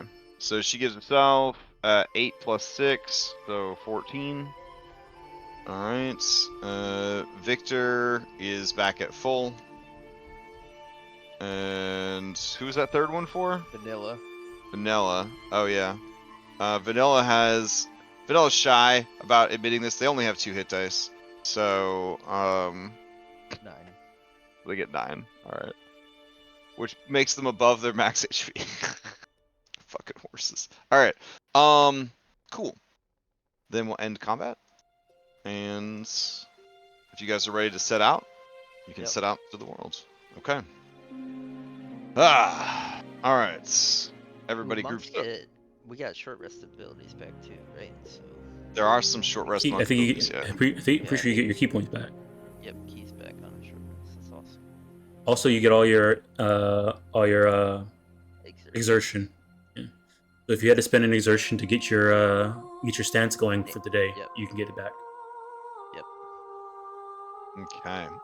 So, you marched on for a little bit longer. You feel like you traveled far enough, and then Robin is going to go ahead and use that dagger again. And she's going to see if there's any wolfsbane nearby. And it's been 2 hours. Now it's been 3 hours since we. This is a short rest, right? Since we left. Yep. Yep. Mhm. It shows it on the clock already. Yep. We left it.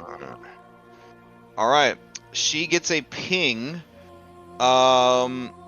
It is south, which is the same direction as Argenvastal.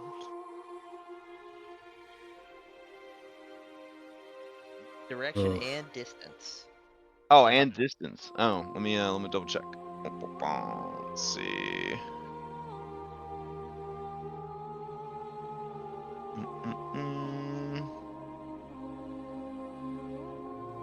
Okay. From your current location, it is 4 miles south by southeast, which would put it about 1.5 miles west by southwest of Argenvastal. Alright, we'll go straight there. Okay. So, I will, because of the kind of precise nature of it, I do want a survival check from somebody to sort of make sure we're heading in the right direction here. I suppose it's very hard with him being a dog. I suppose. I mean, if there's a scent that he could follow. Yeah. I But suppose. I don't think there is, because we didn't have any examples of wolfsbane for him to be. Yeah, like, Dunbar "Here, kill can this." Dunbar can assist someone else who makes the check. I'll say so. Somebody else can. Yeah. Somebody else can make the check with advantage because it's Dunbar. I have a +2. All right, go for it. Oh no, I wasn't volunteering. I was. Oh, you were Oh, you were well. what you were warning I people. got this. Me and oh Martin my has God, this. no, Leo, I swear to God, Leo has a +2. not gonna be the campaign, bro. I'm gonna see the first roll that I see. That'll be the one I take. So I need a survival check. He's confident. This determines if you get lost or not. Okay. All right. All right. So We got this. We got a torchbringer. We got a, like a bloodhound dog here. We got this. you're doing great. I believe in He's you. a beagle, not a bloodhound. All right. So My bad.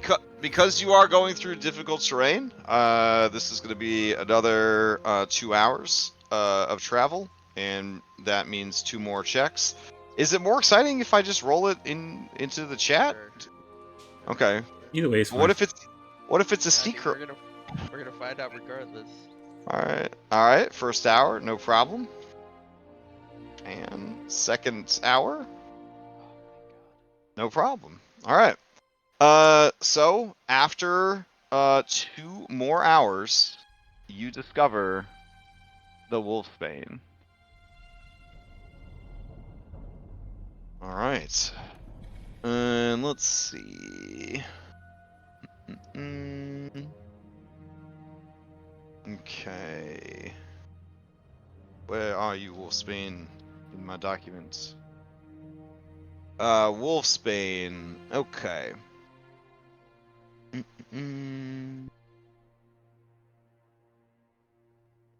Alright, wolfsbane is found in forest and mountains. Alright, it is... classification is fiber. Its properties... is stupefying minor.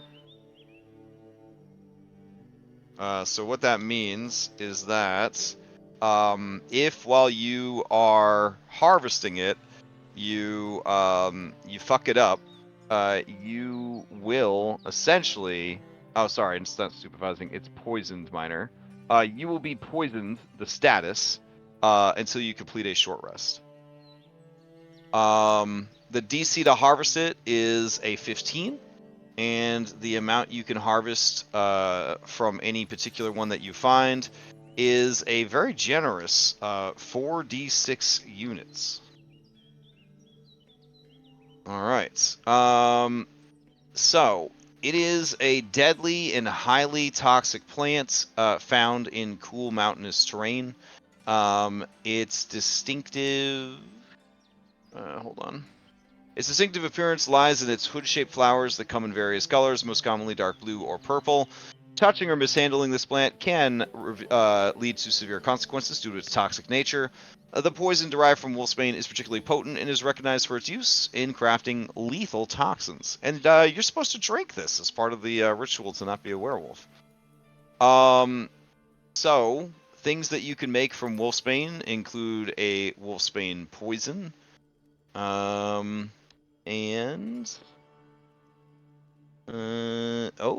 Okay. You can also make an elixir of resilient vitality. And I have switched my elixirs over to they last until a long rest, but you can only benefit from one at a time. So that's worth noting. The effect of an elixir of resilient vitality is upon consuming the elixir, you gain temp HP equal to your con modifier multiplied by your level. Oh. Yeah. And that lasts, well, obviously until they're used up, but it also counts as your elixir for that long rest, essentially. So if you take an elixir on a long rest, and then you take another elixir, does it just not work, or does it override the last one? Let's see. Upon consuming blah, blah, blah, blah. Let's see. They are not cumulative if you take the elixir again in the same time period. So it says not cumulative if the elixir is consumed again. So no. Okay. Yep.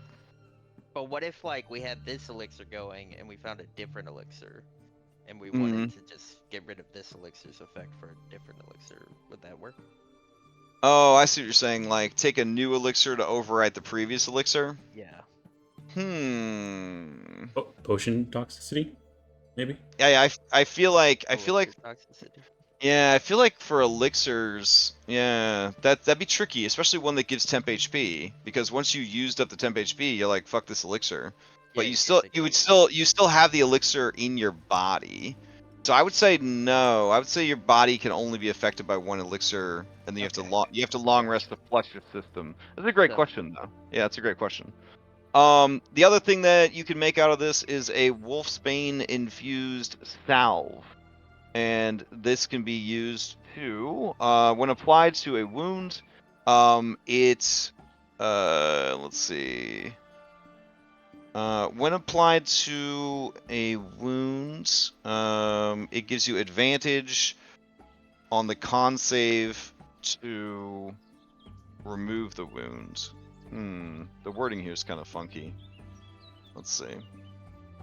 Oh, okay. Hold on. So it grants advantage to the next con save to the next con save to remove a wound. And then the other option is, or it grants a new con save against ongoing poison effect. All right, so that's those are the three things you can make from it. The wolfsbane poison, it's not great, but it's very good against canines and lupines, essentially. So it's poisonous to people, and it'll kill a commoner pretty easily. Which is to say, it does 2d6 poison damage. But against canines and lupines, it does significantly more damage, 66. So. Wow. And that would apply to werewolves as well. All right, so we need somebody to harvest it. So this is going to be an herbalism, and the DC is a 15. If you fail, you will essentially poison yourself in the attempt. So who's gonna be the one? So Whoever. Arrhenius got a +1. Yep. Eddie would have higher than a +1. Got a +2. Okay. All Leo's right. got a +2. Anybody got any way to make somebody better at skills? Anybody? Jason. Oh, Jason's not here. Yeah. Here, but Well, yes, he's definitely in the barrel. He can't use any reactions right now.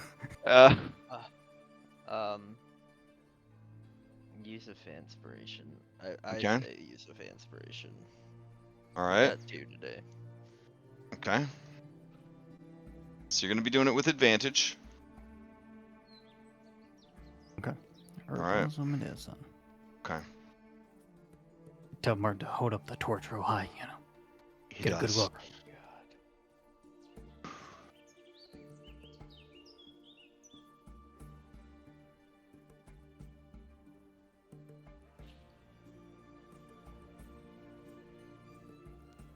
Now, is it shift for, or is it control for road advantage for default? I keep forgetting. If you hold Alt when you click anything, it pops up like a little mini game that you can just kind of do whatever you want with it. All right. So you're coming in at a 12. Succeed at a cost. See that cost auto combat. You want to add a combat succeed at cost? You could do it. Otherwise, you're poisoned, and then on this particular one, you could attempt again, but it would be diminishing returns, so it would be harder for the next person who attempts. Ooh, alright, The little girl standing next to you would turn into a werewolf in 2 days. Guess he'll succeed at a cost, and she's brave enough to put these crazy nails up her nose or wherever we're putting them. Winded, your lack of physical confidence imposes disadvantage to athletics and acrobatics checks until the end of your next long rest. Oof. Okay. That's One fine. I thing got broken Leo ribs, is you know. not- It's Stop missing out on its confidence. Alright. Physical confidence. The broken ribs are doing this. That's what's causing them to be less confident. Yeah, they're asking a lot out of you. All right. Don't worry, I can still point out the greatest weakness to everything we run into. At Alright. least it's not disadvantage on con saves. Since you harvested it, give me 4d6, and that will determine how much Wolf's Bane you managed to find. Oh, okay. So you find 9 units of Wolf's Bane. Now, You're gonna need 1 unit of wolfsbane to make the tea for the ritual. Another effect of wolfsbane is if you apply a unit of it to an infected wound that is, you're worried is going to cause lycanthropy. As long as it's done within 24 hours of the wound, you will not get lycanthropy.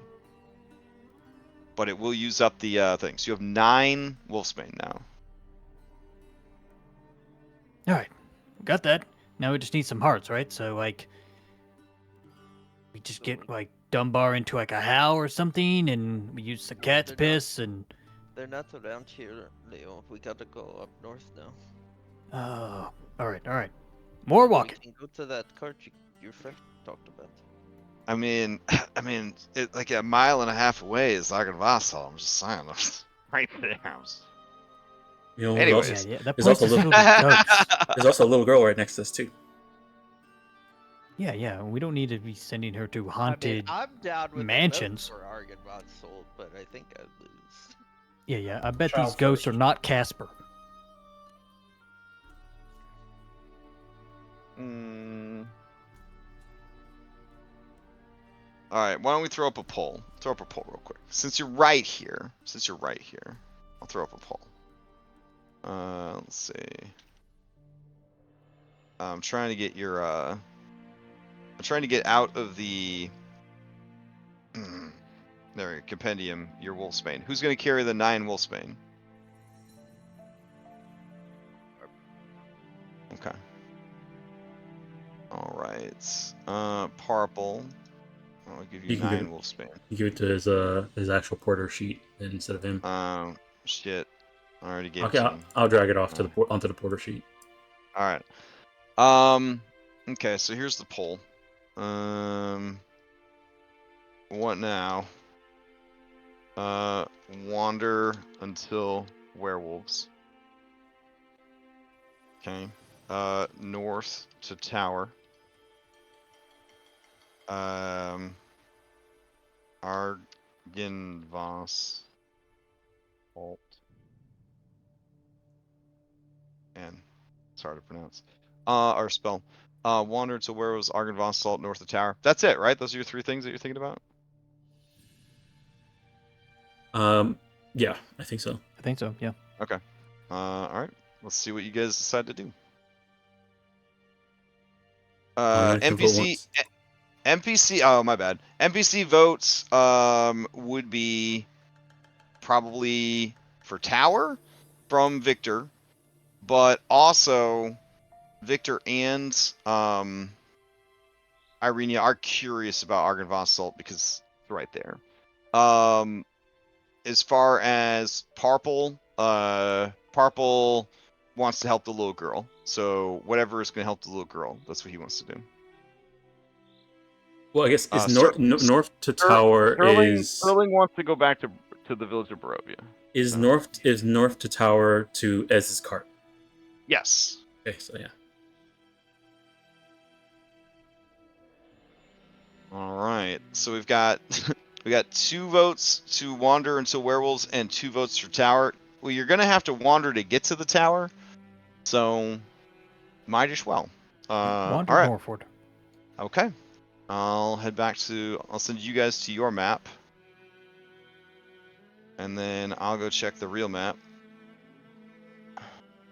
Alright, I will say that it is now 5:44 in the afternoon. So the sun's going to be setting soon. Do you want to start looking for a place to camp? Or do you just want to keep going? You've been traveling a lot today. Because you traveled from Valakai to Jenny. You did have like some lunch and kind of relaxed a little bit at Jenny's, and then you marched again. So you are going to start getting tired soon. So I guess the question is, do you want to camp here in the woods by Argenvoss Salt? Do you want to camp on the road to Argenvoss Salt? Or do you want to try to get back to the main road that leads to Valakai? Because from where you currently are, it would be 3 miles to the road that leads to Argenvoss Salt Ruins, and it would be 5 miles to the main trade road. How many miles can we make it until let's see. You traveled We can get an extra one via Leo. You did 3 hours this morning to get to Jenny, and then you've done. We were at Jenny's for like 2 or 3 hours. Yeah, and then you hung out at Jenny's, so as I say, that would kind of recharge you a little bit. I'd give you another hour of travel before you would start to roll checks against exhaustion. And Does that's that not include- enough to get to the main road. That's not enough to get to the main road. It might Well- get you to the Argon Vostalt Ruin road. Would the help with the extra hour from Leo get us to the main road? Because Leo gives us an extra hour. 'Cause Leo has the ability to go 1 extra hour. Yeah, for 6 of us, not including Leo. So Leo would have to row, but Okay. or I think 3 of us would have to row, would but everyone 2 else be wouldn't. enough to get us to the main road? Yes. I mean, it took us Okay. 2 to You come do down that. here, so All right, that will be 2 more checks. So that's what we're gonna do. So Oop. Leo, give me a. No, so it's 2 more encounters, but only 1 Constitution. Correct. Yeah, 2 Okay, more yeah. encounter checks. For those one. that are not one. Okay, yeah. covered Yeah. by All right. Yeah. All right. So here 6 hours is has that advantage. Okay, and then here is the second hour of travel. No problem. All right. And then give me a con save for the second hour of travel. So who are the 6 that are getting the buff? Leo.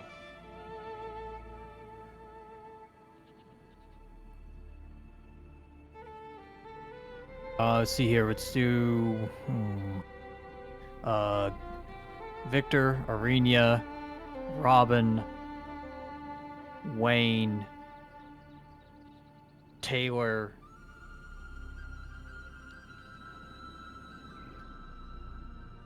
and then the girl. Wait, Minodora. no, she needs to be exhausted. Oh, you're yeah, right, she you're doesn't. right, she Yeah, does, she doesn't need to be she does. I forgot exhausted. about then that. give it to Dunbar. All right, Okay. we'll give it to Dunbar. Woof. All right. So I need a check from Minodora, Parple, Anne, and Leo, and I guess Martin. Because Martin could still die from exhaustion, even though he can't die from combat. Sure. All right. Let's see. There you go. Good Good for for you, Martin. He's something. trained for this. He's graduated from zombies to werewolves. Well, All right, technically yeah. those species. Minodora is fine. Martin is fine. Everybody's fine. Okay. So, you guys settle in to camp. Who's going to be your lookout?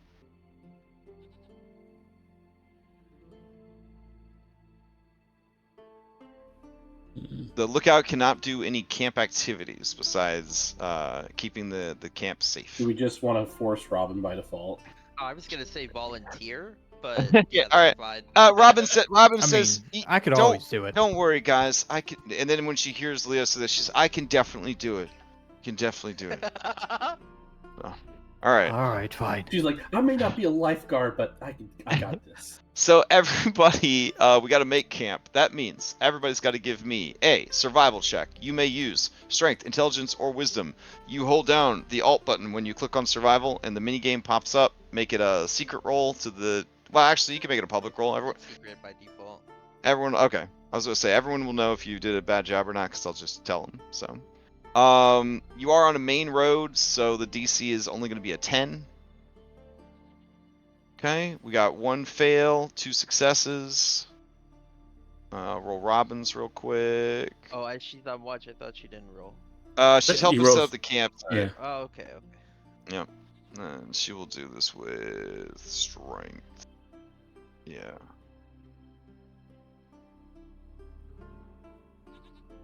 Okay, so there were 2 fails. That does mean that the campsite is not great. So all the checks are going to be DC 15 tonight. With those established, she's going to set up a perimeter. She has to do an intelligence survival to set up a safe perimeter for the camp. Off she goes. She feels pretty damn good about this camp that she set up.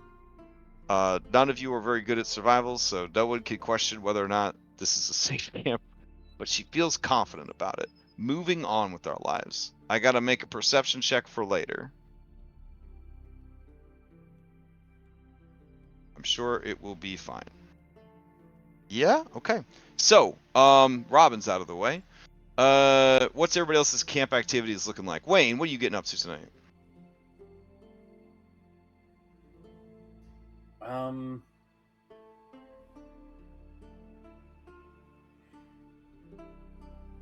I guess I'm gonna try and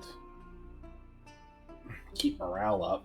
I will perform with my loot.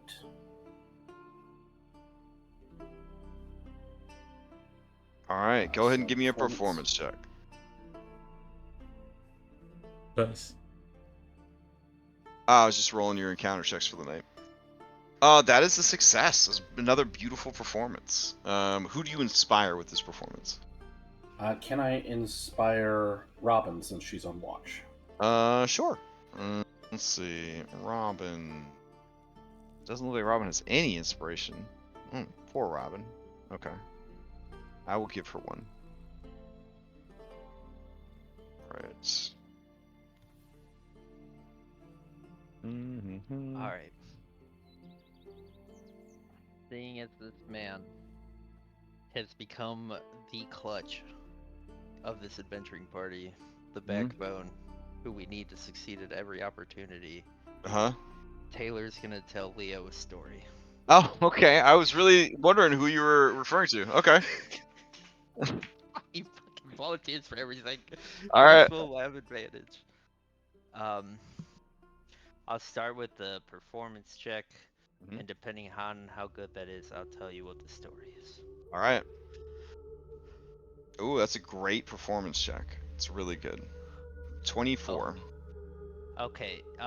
Seeing how we just had a fight with that rose vine creature, Taylor will tell you about the first time she lost.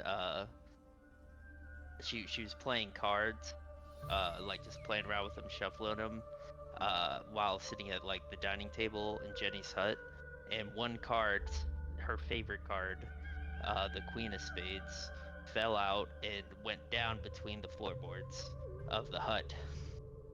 So Taylor went and wasn't willing to give up that card, so she went and she crawled underneath the hut to find her card.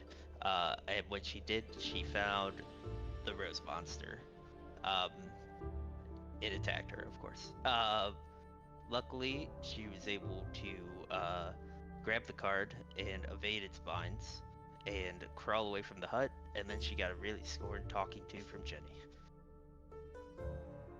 Nice. Man, impressive. Okay. Leo, what is your camp activity? Well, I don't got a story for you, but, you know, actually, my family runs a restaurant. You let me cook you something. Okay.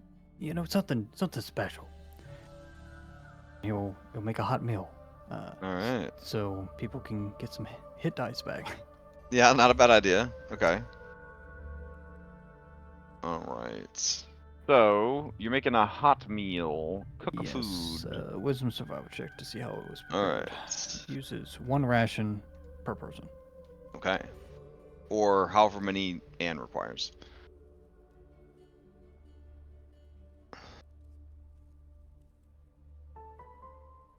All right, let me see here.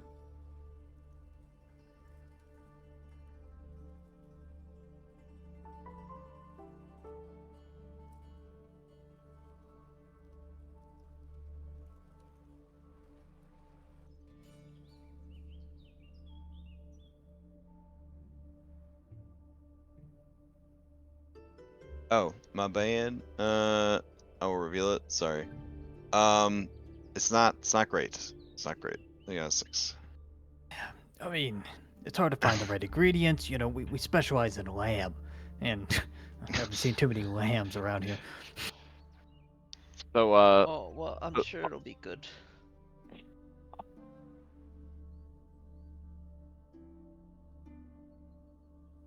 Are you proficient in cook's tools? I mean, never mind. It wouldn't make a difference. It wouldn't make a difference, but he is. All right. I guess, Anne, what do you do with your camp activity? I guess we need to make I don't think we made the nails yet, right? You have not made the nails yet, so you want to just craft those during Yeah. the. Okay. Yeah. All right, that works. Okay. They're simple enough to make as long as you have the silver. So. We were able to get the silver, right? I believe we did, right? Yes, you bamboozled it out of my sympathy for the fate that befell a certain toy maker. Yeah. So we decided that he would have some true silver in his kit. Bamboozle? I thought it was, semi-creative. Oh yeah. No, it was smart. Kit. It was a smart thing to ask. Yeah. All right. A bamboozle's never a bad thing. Trust me. Get inspiration for it. Cry. Fresh, so Yeah. I was reading through the camping rules, and I noticed you cover trance. And it says I can make a perception check at disadvantage. Would that just help the person that's on watch? Like, I have a chance to catch it too. I believe so. Yes. Let's see.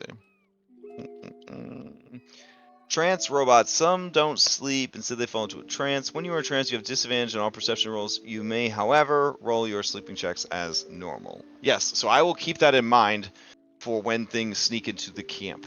Okay. Yep. Okay. If they manage to get past your lookout, of course. All right.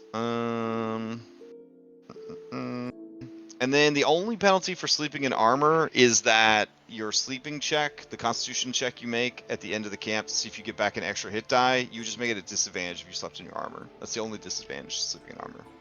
If you have something to sleep in, you also get advantage, so they cancel each other out, I guess. Yeah, so if you're in your fucking plate armor, but you crawled inside your sleeping bag, you may make a normal sleeping check. Yes, absolutely. As it should be.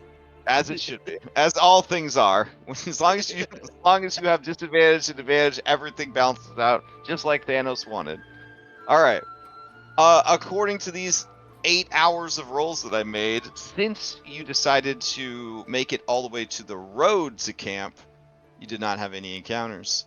If you had camped in the woods, you would have had 2 encounters. Oh, glad we decided to push it. Okay. But those could have been werewolf encounters. I don't know. Alright, so I will advance the clock. What is the saving throw DC? 15. Because of our camp. 15. It matches the camp, gotcha. Yep. And then we do 1, 2, 3.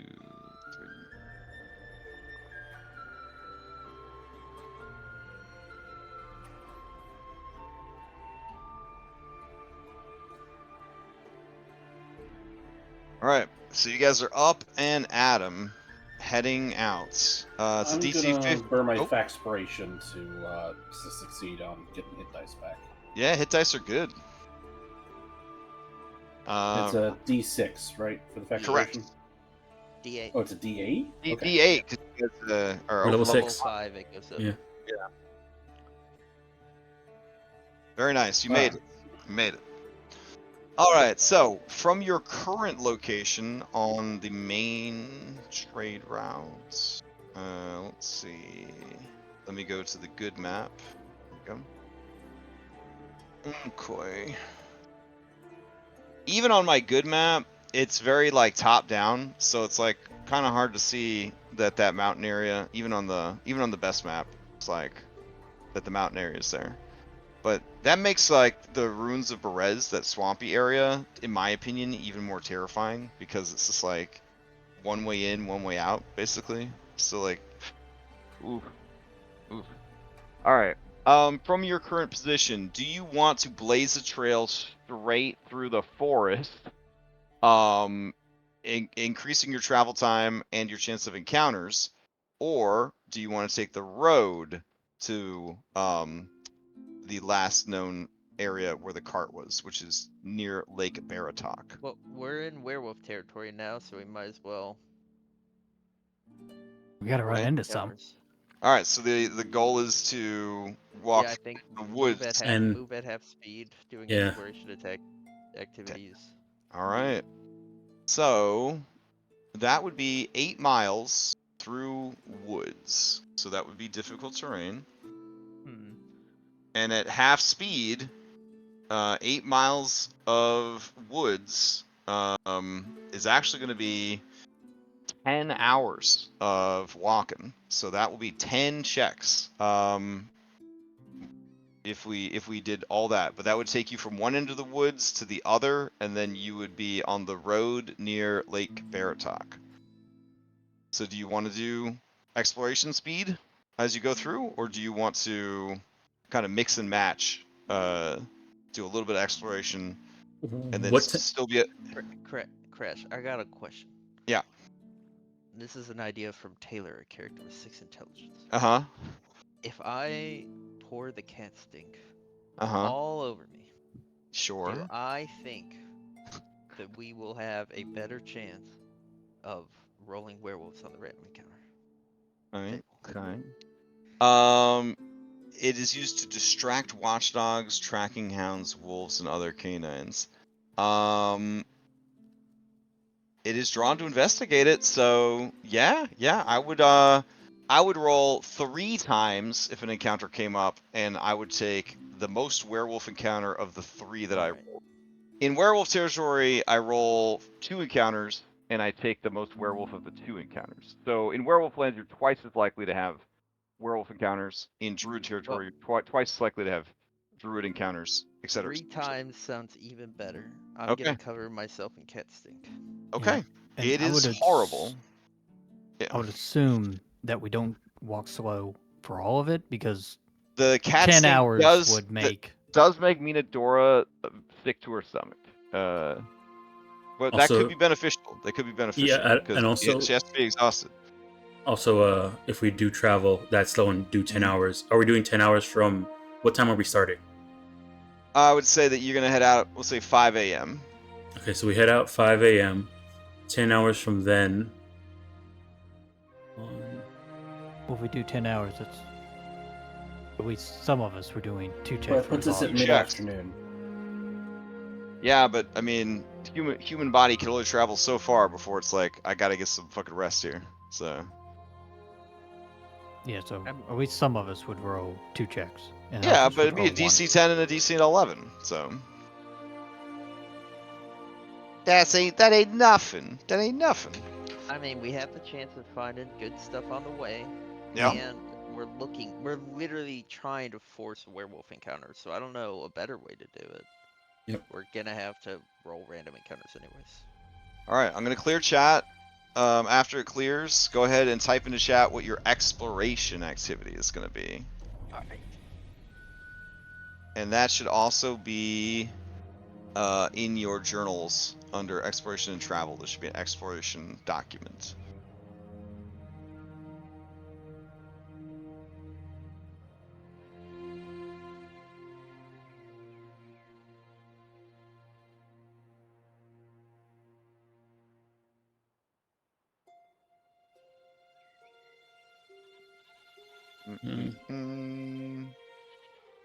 Or I think it's searching, not seeking, but I meant searching. Yeah, okay, searching. Got it. Okay. Alright. Wayne's avoiding notice. Okay. Anne, what's your exploration action gonna be? I guess defend again. Okay. I think. Hold on. Come back to me. Okay.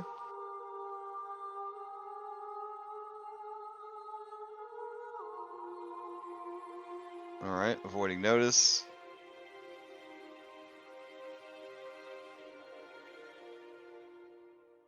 Yeah, defend. Okay. Alright. I'm gonna have let's see, seek out information about your surroundings. Use recall knowledge of the secret checks to discover clues about various things you engage in as journey. Yeah. So even though she's not trained, I will have Robin roll nature checks to see if she can find anything interesting as you guys are going along. We can do it not trained. I She has mean, alchemist tools. I think that's why she did it last time. can't you do recall knowledge from our world patch without being proficient? Let me see. Recall, it just says make a knowledge check to learn about a Yeah. monster in the environment. Yeah. So Okay. yeah. In that case, Alright. yeah, I'll do the same thing. Looking for stuff. I am trained. Actually, I am trained in nature. I'm trained in All right. nature. Yeah. Okay. Yeah, I'll help. We'll work together. Okay. So give me a nature check then, and I'll delete the defend. Ooh. Okay. Very nice. All right. And I will roll 10 checks to Do see you what. want a perception check from me? Oh yeah, that would be good. And you want me and Wayne's And stealth then checks? you and Wayne will give me a stealth check, and then they'll be queued up. Yep. Alright. So here we go. Hour 1. Hour 2.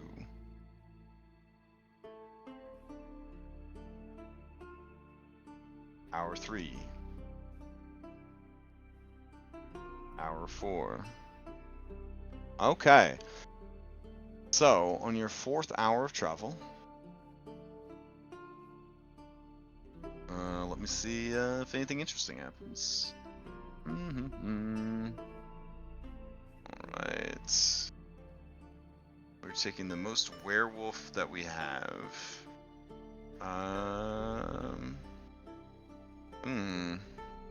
I don't have a werewolf one for you, but this is a pretty fucking dope encounter, actually. Okay. Around hour 4, you guys realize that there is someone watching you.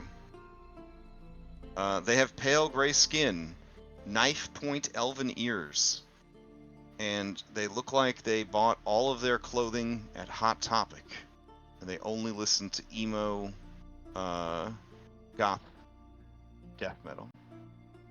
Death metal. Okay. All right, so let me see just how fucked up everybody's gonna be from this. All right. I need a good forest to plop you guys into. Can't just use the same one because there's a big rock there. It's so obvious. It's just not enough fucking. Ugh. This one's got a little stream. That could be fun. Yeah.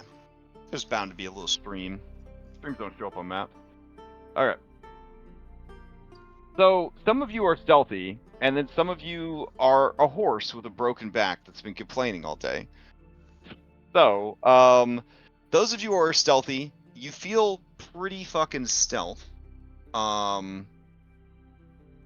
those of you who are not stealthing, you would notice this individual watching you from across the way.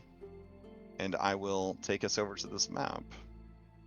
And maybe I'll swap it out. Let me see if do I have any appropriate music for this.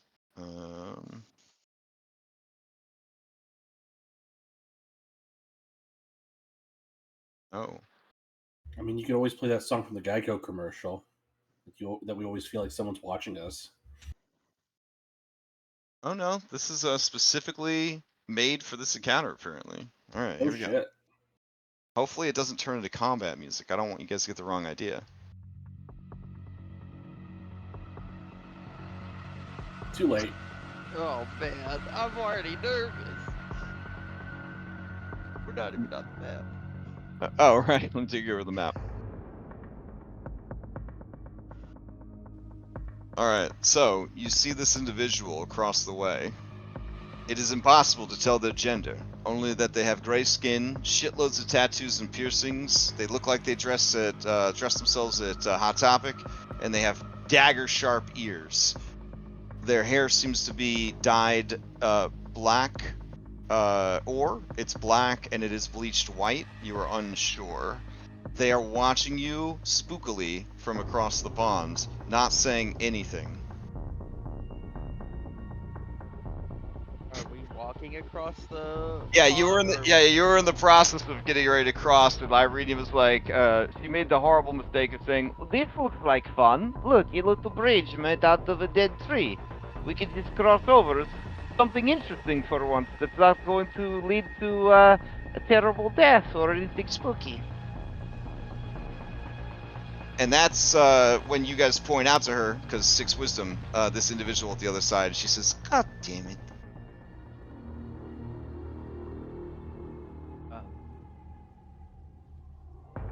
I mean, it doesn't look like a werewolf. Hello?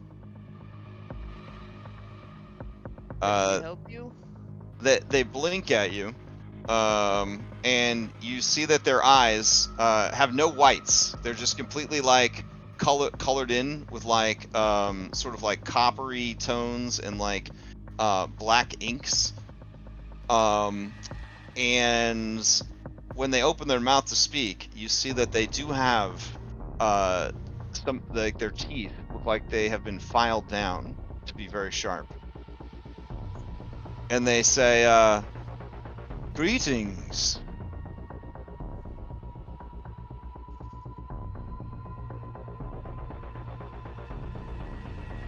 Hello? Can we help you?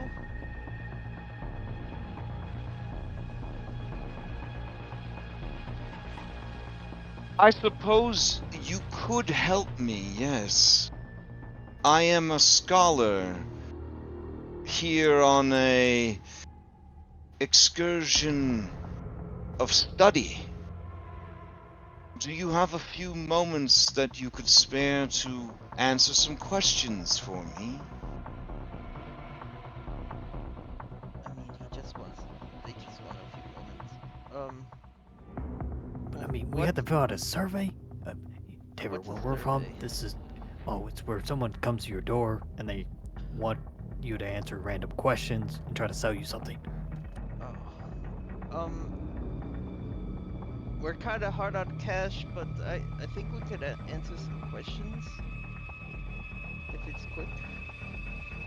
We're looking for werewolves right now. Oh. Oh, okay. So he's gonna stop the spoopy music and put on less spoopy music. Yeah, less. So with an incredible deftness, deftness. All right, the one where you got high dexterity, deftness. They jump / climb up onto the bridge, and they go to approach you. As they do, and they get close to you, Taylor, you immediately feel an aura about them. The aura is it's very depressing. As they move near you, you start to feel really bad as you remember all of the saddest memories and all of the worst things that have happened to you in your life. I could So, answer them from here. so they smile at you and they say, "That's wonderful. Now, I understand that I'm in the demiplane of Barovia, which is an ancient anomaly within the Shadowfell.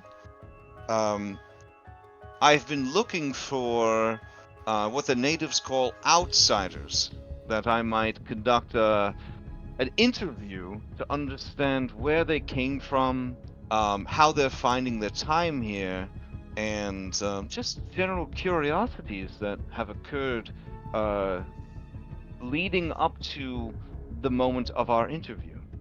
It shouldn't take more than, I don't know, 30 minutes? I can compensate you if you require it." Well, some of us are outsiders. I'm not. Leo, do you want to fill out the survey for 30 minutes? But they said they'll pay you. What do you got for payment? Would I mean, 30 minutes is a lot of questions. gemstones work?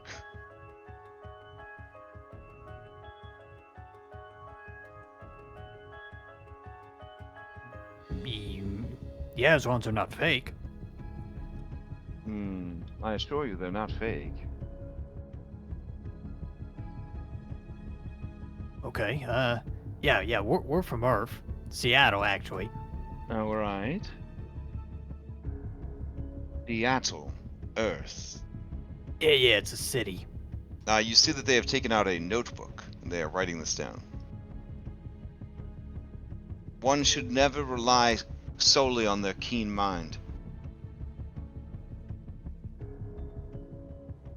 All right. Do you tell them the whole story? Oh, I mean, when we first got here, there was a crazy house, and then the first person we met was super rude. This Tanya lady, and we've never seen her since. Then we went the wrong direction. Oh, I had a horrible time. We had someone die from exhaustion, and my best bud, he turned into Humpty Dumpty. I'm not sure if you ever heard of that. They just listen. There was a badass like bounty hunter, kind of like the Mandalorian, but like a chick. Except they took a tumble, from what I heard. Oh, what was this individual's name?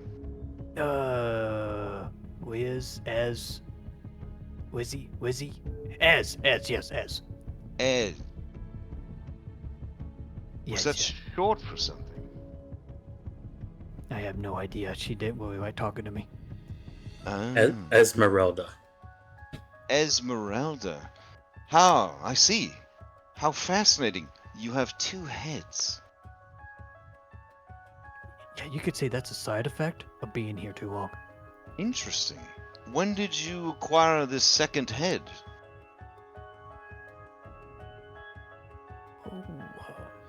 That was like a few days ago. right? Yeah, no more than a week tops. Has it been a discomfort to you? And normal Anne looks at her other head. Her other head headbutts her, and then she turns back to him and says, "No." Interesting. Do you have any theories about how you came to acquire this?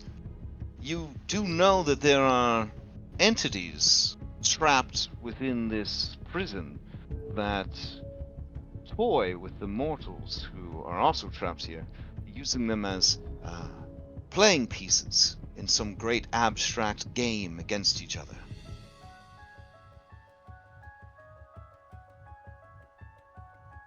We figured it was something like that. Yeah, Anne kind of died and then came back. Oh, interesting. They begin or writing maybe she even never more died at all. furiously. Or maybe she didn't die at all.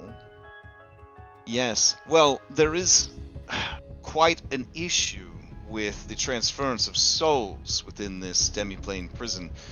It's something of a great consternation to my employer and queen. Who's your queen? Oh, the Raven Queen. The way they say it, there's a capital T, a capital R, a capital Q. Here's my religion check. All right. I'm not very good at these. You have no idea. Must be like Wereraven, like the Queen of Wereravens, maybe. Okay. He says, yes, it's a terrible situation. If you die here, your soul is actually unable to leave the demiplane and simply gets recycled back into the next available physical body. Oh. Yes. Oh, so you don't ever leave. Correct. Yes. Okay. I got a question for you then. Of course. Well, you've met people in this world that they seem a bit empty inside. You talking about zombies? No, I'm just talking about people that don't really seem very engaged. I'm talking about... Oh, never mind. Well, I don't know what the natives are calling them, but they're essentially soulless individuals. You see, there's more bodies here than there are souls to fill them. So a great deal of the populace, and most of the animals, have no souls. Oh, you might be talking about there's like a spooky ghost walking festival or something like that in one of the villages here. Well, those particular spirits aren't allowed to be recycled back in per the Dread Lord's instruction. Demiplanes like this have a Dread Lord that is the epicenter of the thematical power of that demiplane. Here's my Arcana check to try to understand what demiplanes are. I'm not Okay. very good at this. Oh wow, you actually did pretty good. You take it to mean that it's like a small world that is not connected to any other worlds. Must have heard Jenny talk about it. Yeah, a little world. It's a little world.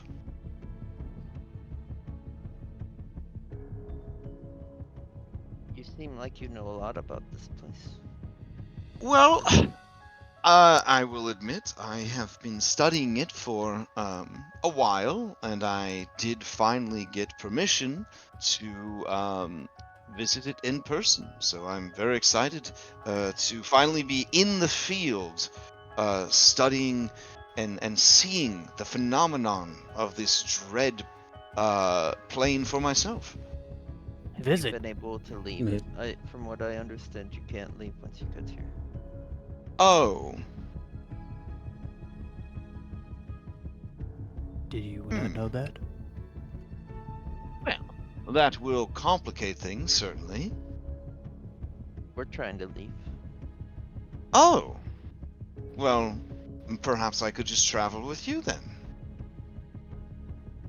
I mean, sure. I mean, we're probably gonna do some stuff that's questionable.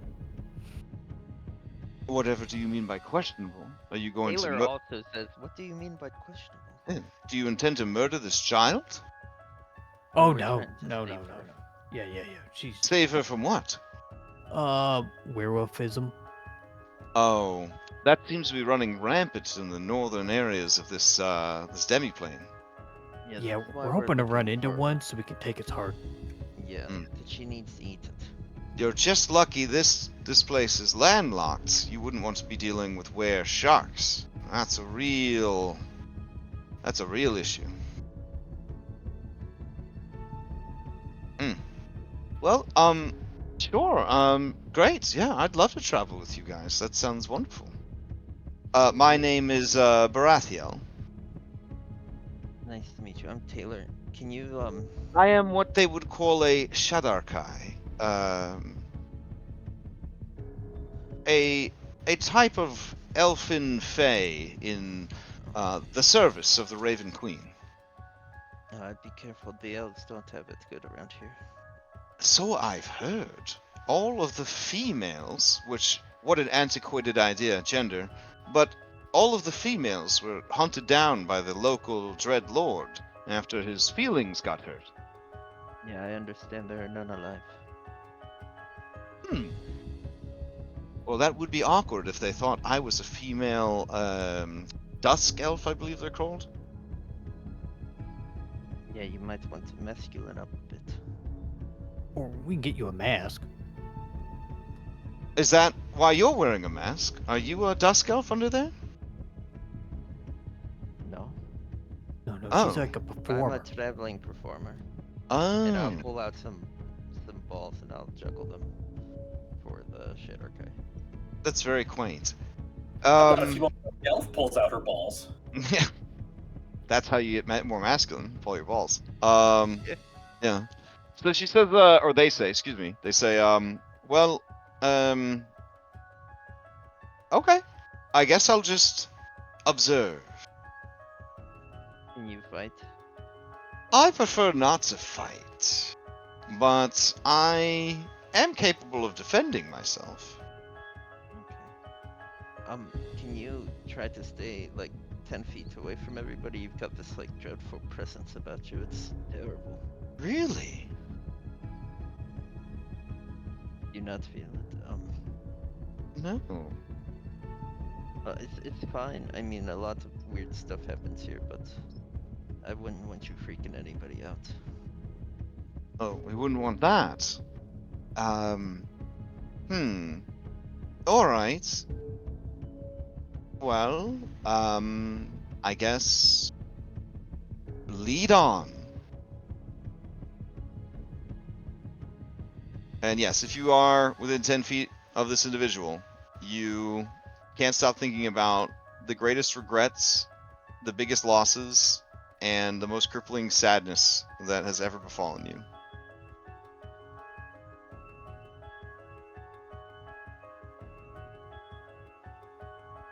All right. I'm guessing my steely-eyed aura does nothing against this. Post it up. Fear. Advantage against fear saving throws. Yeah. Oh, this isn't fear. This is just feeling bad. Oh. Just emotions. Also, it's called Burden of Time, Beast and Humanoids, other than Shadar Kai. And then I will not tell you the actual impact of it because it's, but the flavor is that you feel very sad. Yeah, it's not so much being frightened. It's just like you can't stop thinking about that worst breakup, that hand you held as they died, that fight that couldn't be won. Like it's just miserable. Sterling can't stop thinking about his broken back. He couldn't stop thinking about it anyways. Can you turn on their nameplate so we can? Oh yeah. This is Baratheon. Let's see, hovered by anyone. Poor Update. Shadar Kai came here to investigate, to find their way out. They hadn't tried to leave yet, so Stuck they with didn't. us. Okay. Yeah, because they live in the Shadowfell, and the domains of Dread are in the Shadowfell, so it's kind of like you're like, this would be a fun research project. So, Yeah. oh well. I think it's a great encounter, but it's pretty funny. All right. So, anyways, let's keep exploring. All right. Let's see. That was 4 hours of travel. And we keep going. So hour 5. Hour 6. Oh, okay. Let's see what happens in hour 6.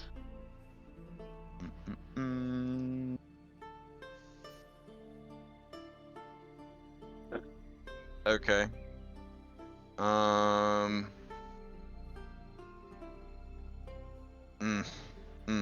Okay. Another Shadar Kai journalist. No. This is actually. Oh man, this is a crazy one. All right. Oh.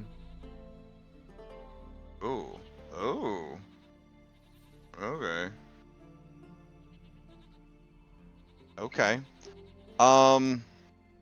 Let me see. I guess I'll take all y'all to another map.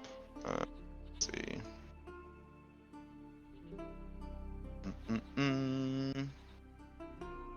Check this one off your list. Maybe this clearing? That'd be kind of cool. Path number 1. Path number 1 sounds good.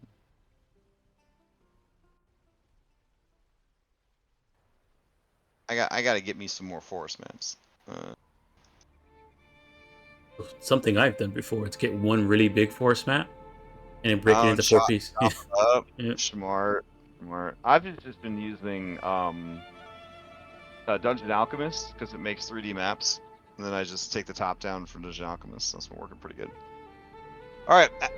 As you guys are exploring, I need fresh exploration actions from you.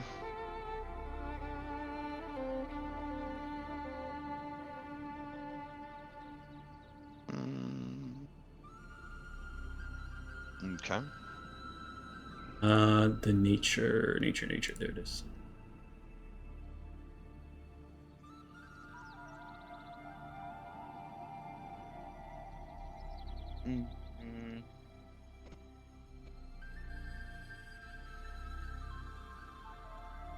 Let's see.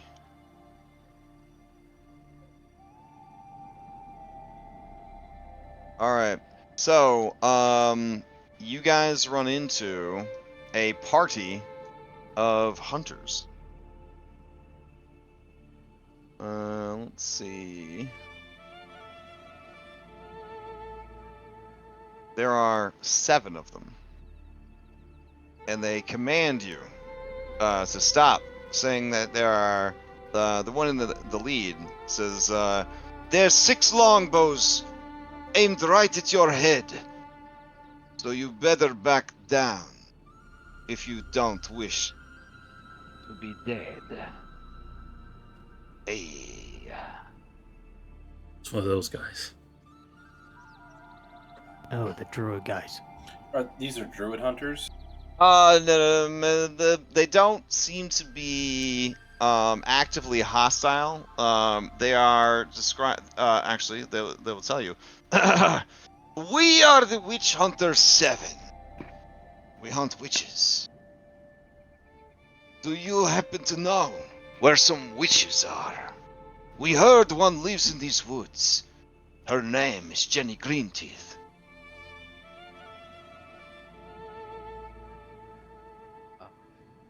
If we can kill her, we can take from her all of her magics. The new ruler of Valakai would pay a handsome price for whatever magical secrets she might have. Oh, You guys see Taylor grabbing her glaive like really tightly. yeah. We know which. Ah, excellent. Can you point us in the right direction? You got a map? Uh, I think they're south of Valakai. They're like they're in a windmill. Isn't that right, Minodora? They kidnap children. Horrible. the old stone grinder. Yeah. I think that's the place. It's a windmill. I've never been there. This person over here says, but I heard it was, I heard that it was a bakery, run by a sweet old lady and her 2 daughters. A bakery out of a windmill? Who does that? People who want free real estate. And they can grind the flour right there on the premises. No, there's a witch there. Yeah, definitely a witch. Yeah, we have a eyewitness account. Alright, I mean, you guys aren't lying, so just give me a persuasion. Somebody in the group give me a persuasion. I ain't gonna pull I ain't gonna pull Larian on you. Just fucking throw up your best fucking persuasion. So. Okay. Let me close my eyes and pin the tail on the donkey who has to do the persuasion. Go for it, Leo. I mean, you're proficient in everything. Oh no, Sterling was up front. Guess he has to make the persuasion Oh roll. my god. Fucking Baldur's Gate 3. Fuck And you. since we're Sterling's like, look, I've had enough of this shit today. I've had enough of this horse shit. My back hurts. Since we're partly famous, Leo gets Marshall Ramon famous. he gets a D4 on persuasion. Okay. This class is wild AF. Oh, not the I king mean, of are you fours really anymore. surprised he got a D4? Like, All right. All right, they all look at each other. They say, "A moment. We must have a witch hunter 7 huddle." And they all rush in. And Victor says, "Should I fireball them?" No. They're kind of like the Three Musketeers. We have a story about them in our world. You should fireball them. Am I fireballing or not fireballing? No, we don't need to fight right now. No ball. Okay. Let's see. What now? They're hunting Jenny. You saw she's no witch. She's a nice old lady. Yeah, but they could go hunt a real witch. Stop talking. They might overhear you. There you go. Fireball! Okay, the leader, where's the leader? Kinky Hunter comes up and says, All right. We're going to leave this Jenny Greenteeth for another day. We're going to the windmill. Thank you. In exchange for this great and kind bit of information you gave to us to aid us in what we do, how can we, the Witch Hunter 7, help you with what you do? Oh, you hunt witches? We hunt werewolves. Oh, now, simple enough. We saw some werewolves prowling around the old tower near Baratok Lake. Oh, well, thank you. That has been a very kind gesture for you. To us. 1 second. We need a werewolf hunter's huddle. Of course. I'm just saying it's a pretty good fireball right now. Sterling makes horse sounds. The subtitles say, "My back hurts." My fucking back. No? Okay. I can tell I'm outnumbered. Taylor, I understand your concern, but Well, Jenny seems pretty capable of taking care of herself. Yeah, the and these chumps, guys are they- cool. They wouldn't even get past the aloe vera bushes. Yeah, you get the feeling that one breath weapon from your mom's blood rose would be the end of these guys. But yeah. Okay. Let All them right. go die at the windmill. Okay, so the Witch Hunter 7 adventuring party heads out. Or show up and not find a witch. ... Black ... I mean, I mean, she was part of a triplet, right, or something? Well, she had 2 daughters. Oh, okay. Alright, so I guess Alright. we know that they're at the tower, so we don't need to go slow anymore. We could just rush there. Oh, you guys are just gonna speed it up, go to the tower? Is that the play? Well, if we know they're there, we should go catch them. Wait. Is the wagon on the way there, or the cart, or the carriage? From what everyone has said, it's on the way. Okay, maybe we should do that. Stop by there first. Okay. Okay. It might All have right. silver bullets in it. You're definitely gonna want to do never some that lucky. for your exploration activity. If you're looking for signs of a cart that admittedly went missing 5 weeks ago at this point, I guess that would probably be search as your exploration action. I guess I will stop searching for a pretty frog, Okay. and I will search for a cart. I will assist you. All right. Wait, you're an expert, right? Can I follow the expert? If you're they have- asking if I have proficiency, yes. If they have experts, yeah, to follow the expert, they have to have expertise. That was Oh, it. That was the Okay. owner of the wagon.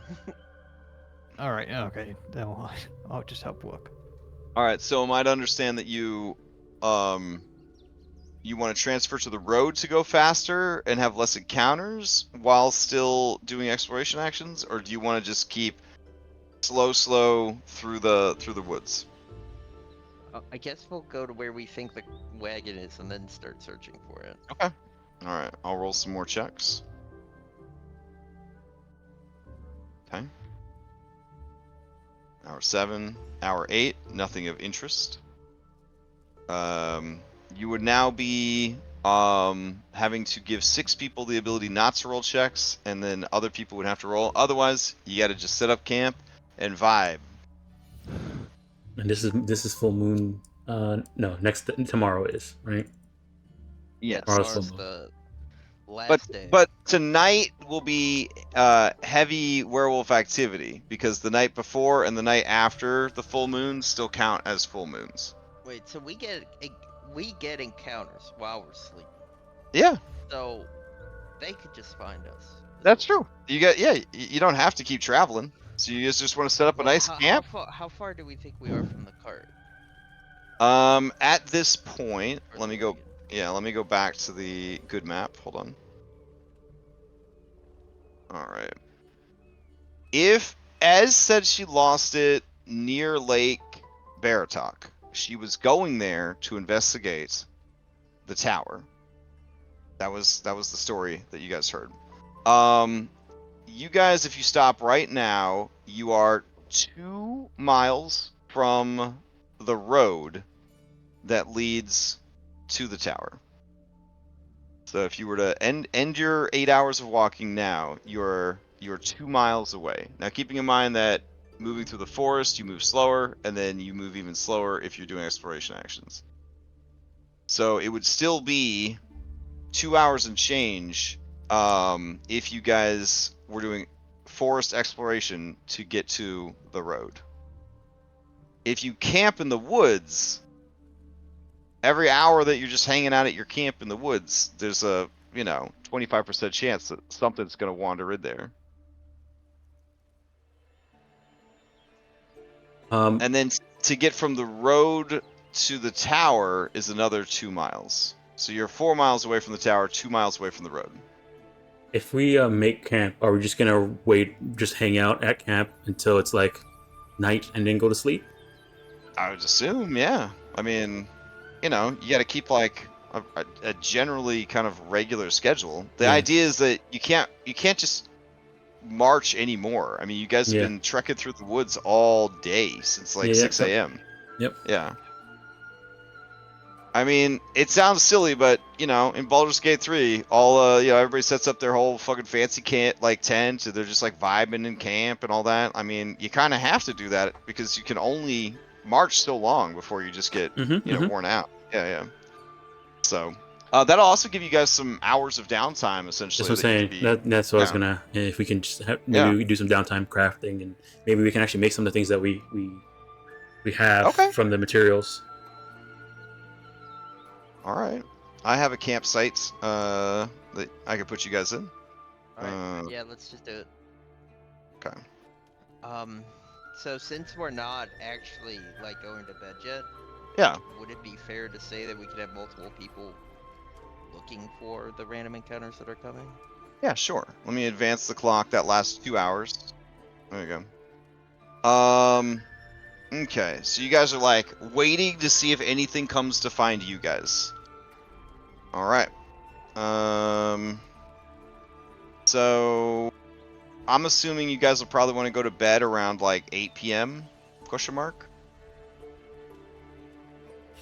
Yeah. Yeah? Okay. Sure. If you did 9 p.m., you'd have a nice 8-hour block that you could use for crafting or, whatevs. You want to have a 9 p.m. bedtime? Okay.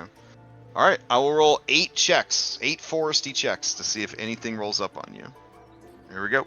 Hour 1, hour 2. Do you want us to say who's? Taylor's gonna be actively looking. They're not gonna be doing any crafting. Fair enough. Only 1 hour into hanging out and vibing. Let's see. You do have a wolf encounter.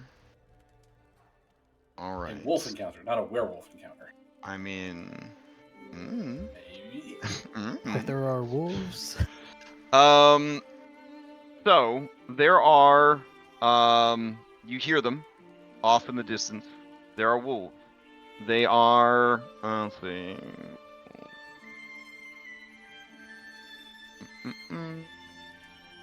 It is unusual to hear wolves out during the day. So that's a little confusing, but it is also Barovia. You do hear them howling off nearby.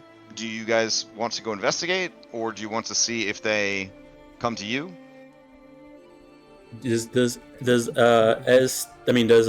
Taylor still smell of the cat stink? Yes. Yeah, so they might come to us. Maybe we should set up a little trap. Wayne will turn to Anne and say, "Can you put me up in a tree so I have a better vantage point?" The ability to toss Wayne up a tree. Yes. Anne says yes. Toss? Shoot. Just, monkey climb up there. The other head looks at you, Leo, and then spits on the. Right. I'm going. Spits in his face? No, on the ground. Okay. All right, Leo will climb himself up a tree. All right, I'll take you guys over to the battle map. Taylor, your ripe ass ammonia piss smell has roused these wolves, who are normally nocturnal hunters. They have to come see what the fuss is about. Yeah, I'm kind of staying out here as bait. Mm-hmm. All right. So with your decent, let's see. All right. Give me an active perception.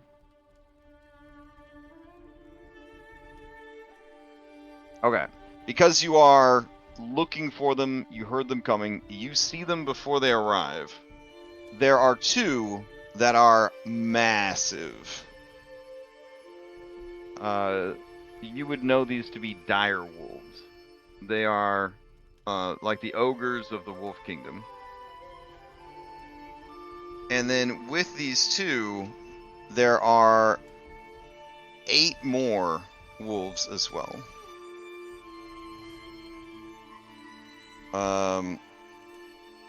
They are scenting the air, and they all seem very interested in the smell coming off of Taylor. As you look at them, you don't know if any of them are werewolves or not. We'll know when we hit them with solar. Keep in mind that werewolves can turn into regular ass wolves, so it can be hard to tell. All right, so they intend to attack, or at least they at least want to get close and see what the smell is about. I think with there being so many of you, the temptation of the cat piss and the injured horse and the tasty small dog and the tasty small girl, there is a good chance that they would try to attack. So I will have their leader roll a wisdom saving throw. Crash, before things Okay. pop off, would there have been time for Anne to put to either toss put you Wayne up in to a tree? Sure. Yeah. We'll put you 20 feet up. There you go. Sounds good. All right. Didn't So Leo also want to be in a tree? Yeah, he was gonna climb up if he could. I could make Okay. the roll for it if you want. Okay. I mean, you are proficient, so that makes sense. All right. So seeing all of you guys. And can we maybe since we know they're coming, not have the horses out in the open? You know, maybe. Oh, I mean, where would you put them? They got to go somewhere. Well, I mean, I think we would be around the horses, you know. Okay. So I rolled his wisdom save, the leader of these wolves, and there's just too many of you with fire and daytime and everything else, and that smell that they followed seems to be coming from you, and you're weird looking and don't have a face, so they're gonna start fucking off. I think we need to roll initiative. Yeah. Oh, okay. All right. I'm just letting you guys know that based on their body language, they look like they intend to leave. So, all right. Let's see. This person gets their own initiative. There we go.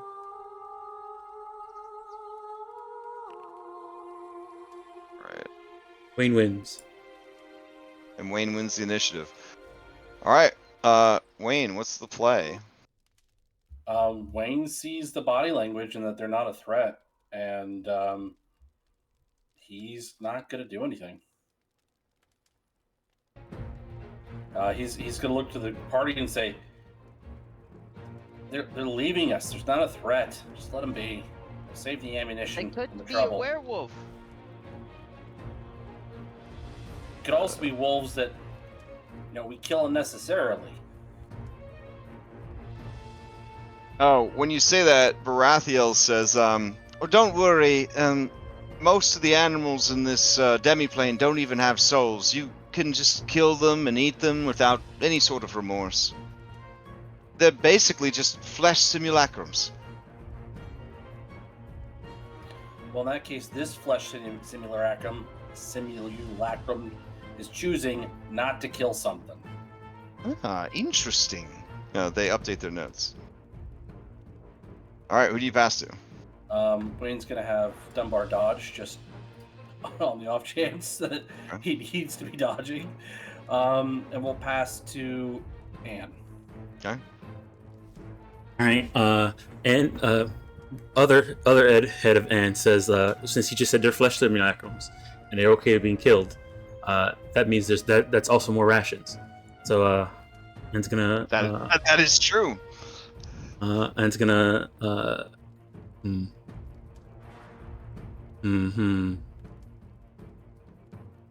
They're running away. We'll see if they leave one behind. She'll Okay, I'm gonna use my movement to stand up to here. Pick up the like if there's like a larger stick or a rock or something like that on the floor, out of her neck, pick it up, and then chuck it at the smaller one. Okay. Shrewd wolf. Yep. So here's the strength check. Okay. 10. 10 does not hit the armor class. All right. All right. It kind of shuffles out of the way. Yeah.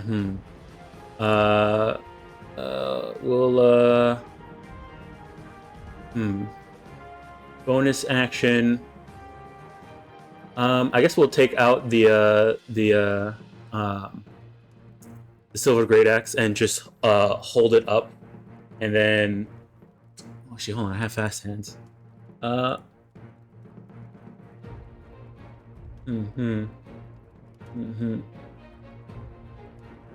yeah, I guess that's it. We'll take out the great axe and just get ready, and I'll go ahead and pass to Taylor. Oh yeah, Purple. Purple will go ahead, take out his club, get over here, and ready to attack anything that comes close. And here's a d6 for his threat.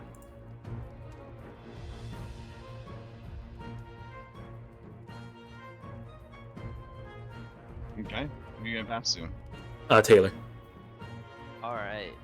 Let's see here.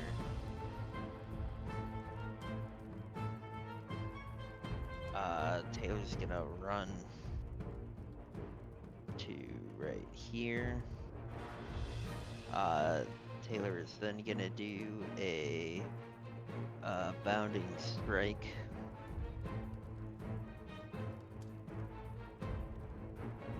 Get 31's definitely gonna hit. To get to right here on this guy.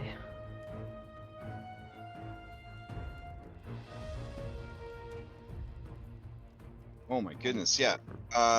15 on Shrewd Wolf. You just slice it in half.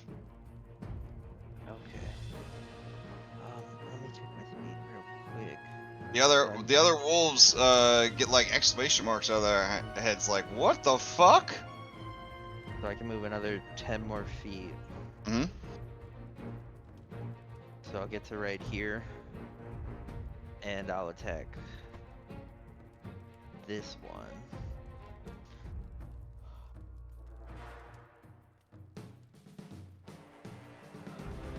Yeah, that's gonna hit. It is also sliced in half.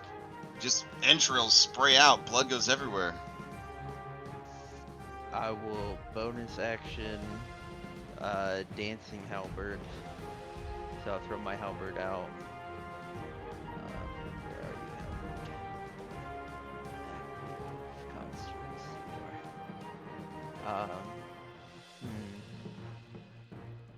Yeah, I guess we'll attack the big one. So it'll go right here.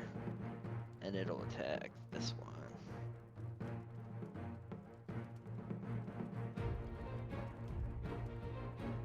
That is gonna hit for 11. And I'll item interact, grab my halberd, and that's my turn. Okay. Let's see.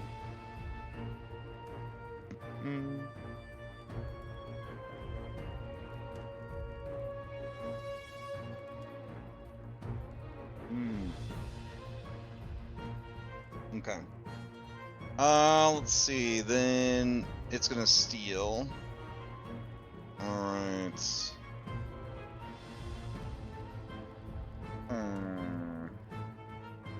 Man.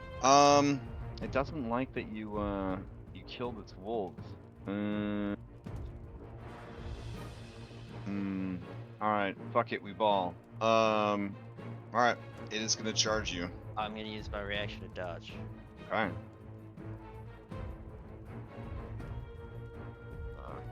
Let's see. As it rushes forward, it's going to go ahead and just do a wolf bite. Here we go. You are rolling hidden. Oh, okay. Well, I missed because of the dodge. All right, it will pass to irresponsible direwolf, which will rush in. And using pack tactics, it will attack you with a straight roll.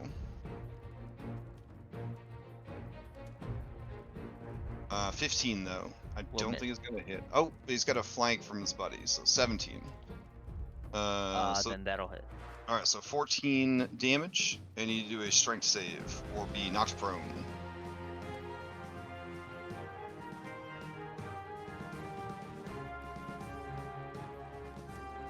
I don't know why they're not snapping on this map. It's really weird. All right, so you were knocked prone by the attack, which does not stop the dodge status. Gotta roll around with breakdancing on the floor. I'm rolling around. Fair enough. So then they are gonna pass to, I guess they'll pass to, let's see, engaging is Dunzos, shrewd is Dunzos. All right. They will pass to enterprising. Enterprising is gonna rush up and attack Taylor. Alright, there we go. This is a straight roll, because dodge plus the other thing. It is going to try and grapple with this, so it will not deal any damage. It's going to use essentially an unarmed strike to grapple. So here we go. That is going to be a consequence. Oh, Arcane no. Flash. Oh, boy. Okay. Force elemental? Well, no, he's just hanging out. So remind everybody that there's a arcane flash winning. All right, then they will pass to Political Wolf, who's always making it political. He's gonna move in. Let's see here. And you know what? He has no speed. He'll go here. There we go. And that's not enough to get a flank on you, but he will have a straight roll. So here we go. Let's see. And also attempting to grapple and kind of hold you still. 11's not going to do it. So he will pass to Capable Wolf. Capable's going to move in. So it's going to do 40, and then bonus action, 5-foot step. This will be with a flank. Here it goes. Again, just trying to like hold you still so you can't get away. That's going to be a 22. So no damage, but you are grappled. And then that would be, we'll just say he's Red Wolf. All right. He will pass to Manic Wolf. And Manic Wolf will, let's see, bound in, and then bonus action, and then it will attack. Pack tactics plus prone, so advantage. Here we go. That's going to be a critical hit for 17 damage and an injury. Internal bleeding. Okay. And a wound. Let's see.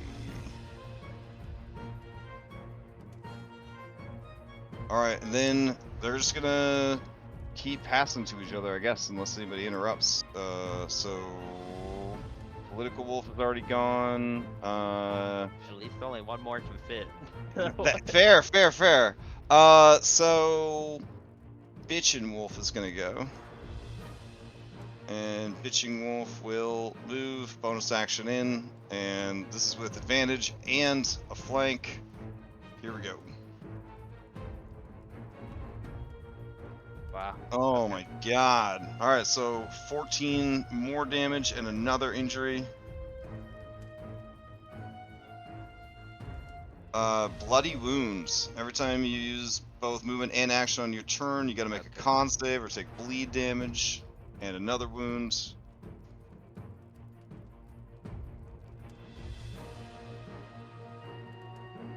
Alright, and then, let's see.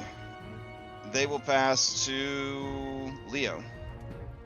Also, our wounds are 3 HP, are 3 now because we're level 6. Oh, you're right. Damn.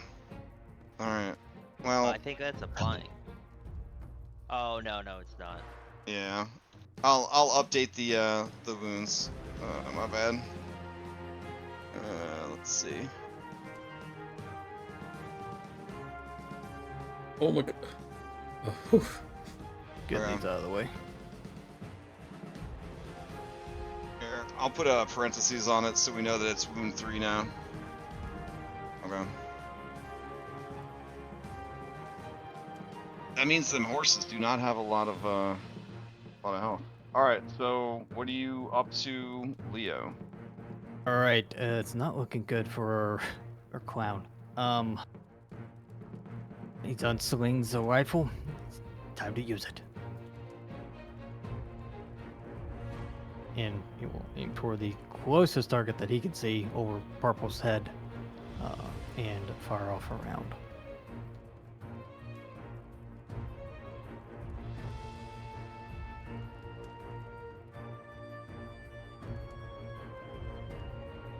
All right. Any particular wolf? Political wolf? One closest one to Leo. I don't see names. Yeah. So. Okay. So yeah, that its head's blown clean off. All right. We'll shift right, going east. Okay. For the second shot. All right.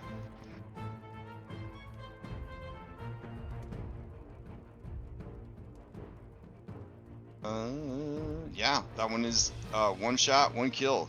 Deadzos.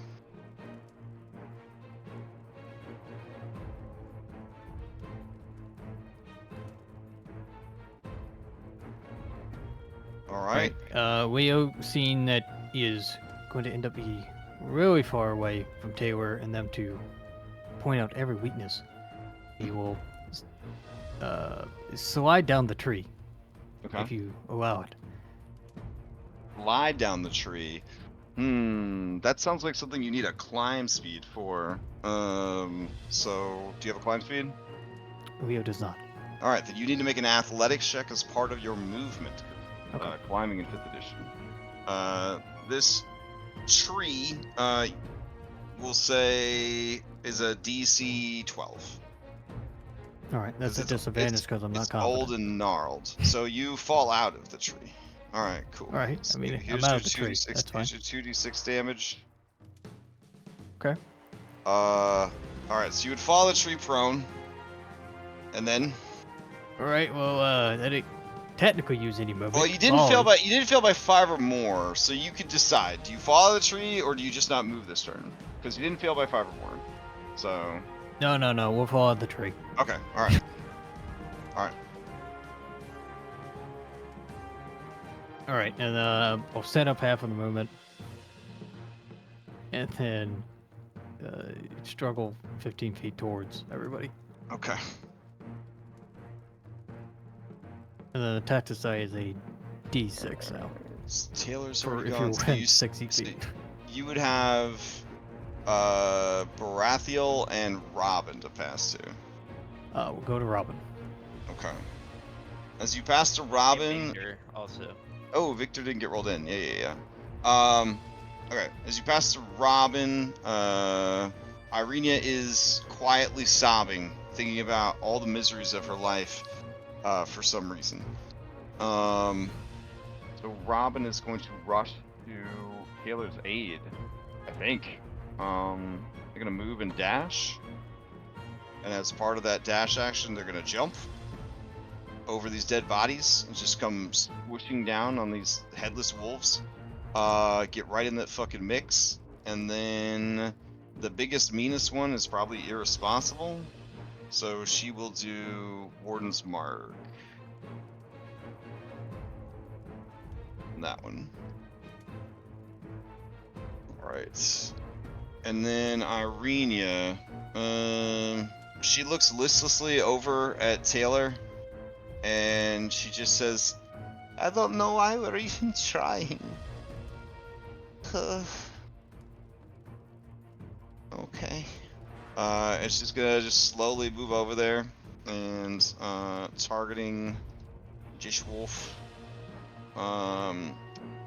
She's gonna use her hand crossbow. She's gonna move a little bit closer. And Feel better now? she's stepped away from that person and yeah, just feel a little bit better. It's gonna take 2 shots. Okay, first one miss. Second one miss. And then bonus action, helpful, she will make that one an easy target for the next person that attacks it. However, that was multi-attack and things she has to roll for threat twice. So there's that. Okay, and then... Alright, so she gains 1 aggro and 1 threat. No, not you, you goose. Alright. I do wish they had sort of the drag and drop of like Pathfinder 2. I'm getting kind of addicted to being able to just it's quite nice. drag shit wherever I need it. So, all this extra clicking to get stuff to happen. Ugh. Ugh. Alright. That is their turn. They'll pass to Victor. Victor says, well, now I can't do my fireball.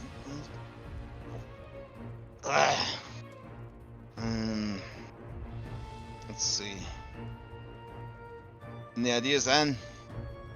The one holding Taylor. Ah, I see it.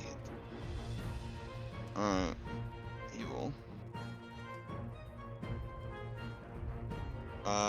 Yeah, 25. Even with the soft cover, it is completely incinerated.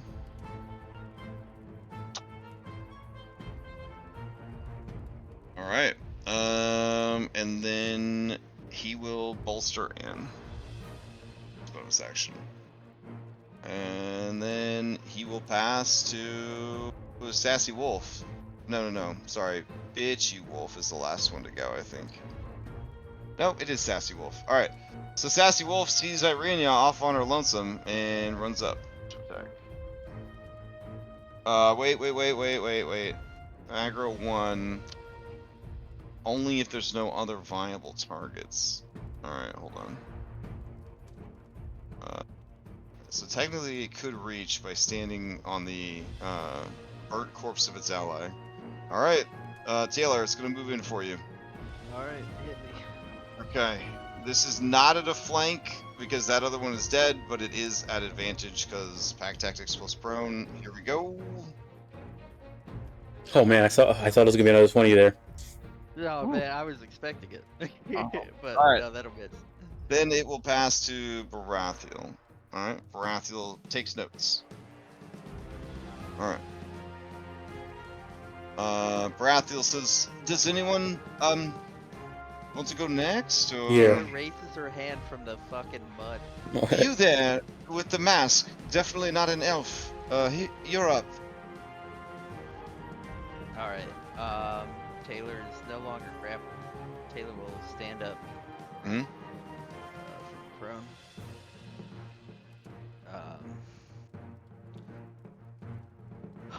Taylor is going to attack twice. She'll start with this one right here. Get sneak attack on it since Robin's here.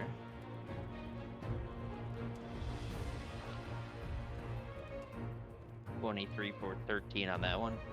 Okay. Let's see. Keep in mind that when you stand up, you are using movement, so this will trigger your con save on your bloody wound. Yep, yeah, Okay. I was planning to trigger that. Okay. So I'll roll that out now. Alright, so who was that on? The, That was on this one right here. I can't see the name. okay. Got it. Okay, it takes 13 damage, which is just enough. It dies. Alright,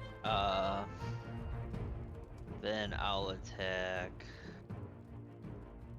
this one right here. Alright. Top right.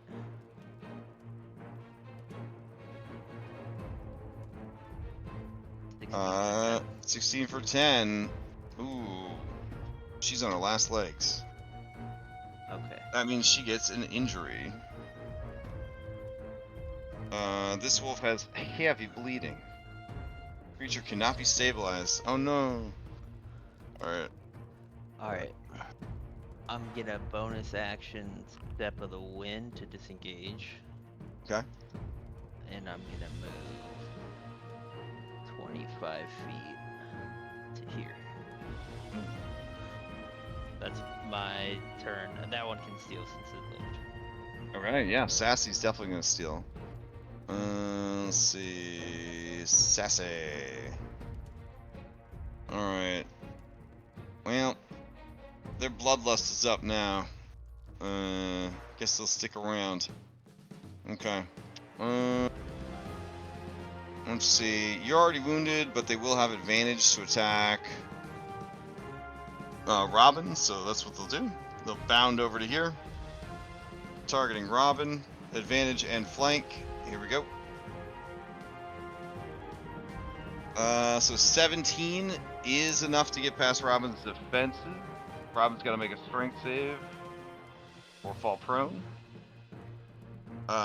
She makes a strength save, no problem. She does take 9 damage, and she can steal. All right. So let's see. Action economy. She's gonna try and kill off Bitchin' Wolf with her axe. Yes. So 10 damage to Bitching Wolf. We'll kill it. Gotta love random HP on Mooks. And then she will... Do we see any kind of different reaction? Because it was a silver weapon? Good question. No, it died just like the rest. Okay. And then it's going to... She's gonna try to finish this one off. Ooh, okay. Let's see what the complication is. Ooh, well, there's a lot of guts, so I could see that happening. She hasn't used her speed yet, though, so then she could just stand back up, which she'll do because it doesn't provoke opportunity attacks or anything. She will re-up her mark on irresponsible direwolf, since it would have ended when her turn came back around. So. Oh no, it lasts for 1 minute or until you mark another creature. Can she have 2 marks going at once? I don't know. No, until you mark another creature. Oh, so if it's the other Warden's thing, what about her Warden's Grasp? She can do the mark and the grasp, right? Are they both part of the same feature that you can do both, or are they actually completely separate features? I don't fucking play Well, it Warden? says until you Warden's mark another creature, so... Yeah, I think you can do both. Yep. Yeah. So start your next turn, you can't move. Yep. Alright, so she's gonna mark this one so it can't move. It has to be within 5 feet of her, though. So she'll step forward, get herself right in the middle of everything. There we go. Fuck yeah. Alright. She'll pass to Anne. Irenia gets... Oh, yeah. Let's see. So Irenia will try to finish off Sassy. So here we go. 1. Nope, that's gonna miss. 2. Oh my god. Okay. So she will re-up helpful on, but on this one, not on herself. There we go. Let's see. Because she did 2 different things, she's got to roll. Get some distance if she wanted. Oh, yeah, probably a good idea. She's another aggro. Okay, so she's up to 2 aggro, so she's considered just as much a target as everybody else. Alright, and then she'll back up into the Sadness Aura. Stay 10 feet away. Oh no. All right. So then, all right. Now to Anne. All right. Right. Anne's gonna come up to here. It is near death. All right. She'll attack this one with the great axe. Surprised you didn't try to pick this wolf up and hit I was this other going to, but I don't think I would do enough damage to kill it. Oh, I mean, It was near death, not last legs.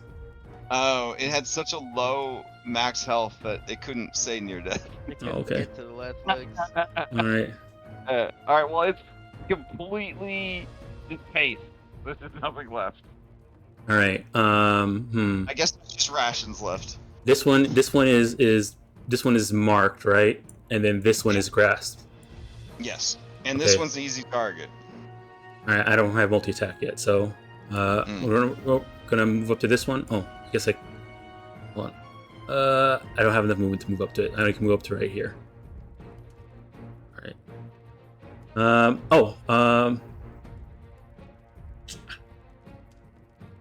Let me see here. No, okay. Yeah, I guess I'll just bonus action step to get up close to this one. All right, and purple. Yeah, he can get to right here. He'll get to right here, and he'll start smacking the one that's easy target. Okay. All right, purple. Yeah, he understands. These things are beasts, not monsters for him, I guess. So he'll use club. Okay. Yeah, 17's gonna hit. 14 is going to hit, and 19's gonna hit. Oh my goodness! All right, so boop, boop, boop. Now, as it gets bloodied, it is going to use cornered as its reaction. And it will make a melee attack against a creature within range. And that creature, I guess, is... you know what? It'll go for Robin just to get pack tactics. So here we go. So 24 to Robin. Robin's got to make a strength save. Robin makes a strength save. Robin takes 11 piercing damage. And purple rolls a 5 on his threat. Ooh, okay. Aggro. Alright. Anything else from Anne and Purple? Nope, that's it. I guess that direwolf can steal. Okay. Oh man, the one wolf that survived with 1 hit point, because it had cornered, it could have actually gone, but like, I was so used to the wolves all dying in 1 hit, I didn't even check. But I mean, it was probably in shock. yeah, just so you know, for the future reference, that even the shitty little wolves do have cornered. All right, so let's see. Unholy direwolf will steal, and yeah, it's in it now. It ain't going nowhere. But it has a frailty. Let's see. Ooh, it's definitely not going anywhere now. Dire wolves, when they are bloodied, their speed drops by 10.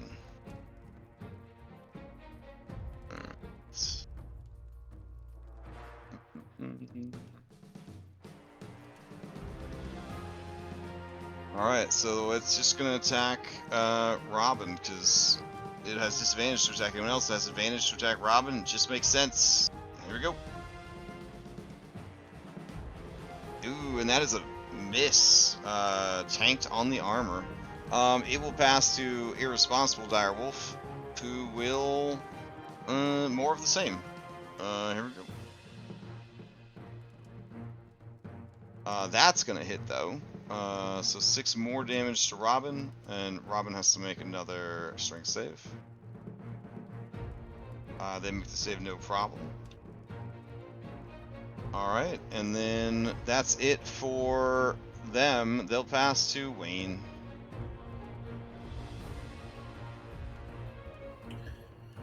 Okay, bonus action.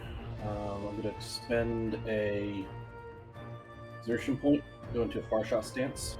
All right, as you're concentrating on your shot and getting ready to take it, Irene calls up to you, Wayne. It's my fault that my father is dead. No, it's not. And you just see this huge snot bubble, like being blown by her like right nostril and her makeup smearing. And she says, Yes, it is. I can't stop thinking about it. Arena, it's not your fault.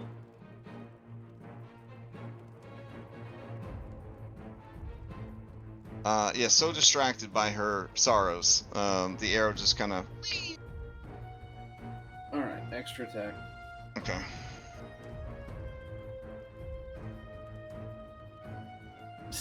Jesus. He watches you fire arrows off into the distance, and she says, I know how you feel, Wayne. Like, why are we even bothering anymore? Wayne will pass to Leo.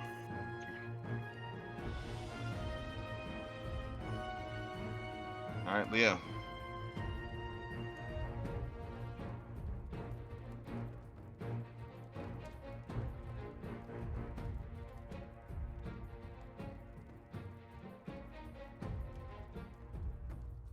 Okay, move up a little bit here. They're so far across the battlefield.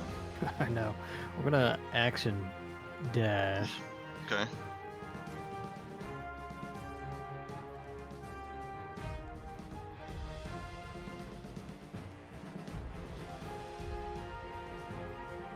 Okay, now that I'm finally can see somebody. Well, bonus action to Robin and Taylor. Leo will rally their spirits with some rallying surge. Okay. Oh shit. And the two of you get 8 healing. Ooh, 8 real healing, not like temp HP. Yes, real healing. Oh man. All right. I feel rep.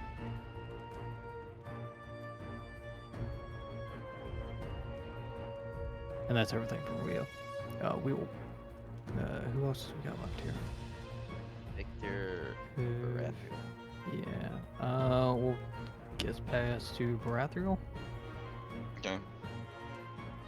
Baratheon is watching the fight with some kind of bored interest. Occasionally stares at Irenia as she just sort of gives in to her deepest sorrows, sobs uncontrollably. Kind of looks over at you, Leo. Waves.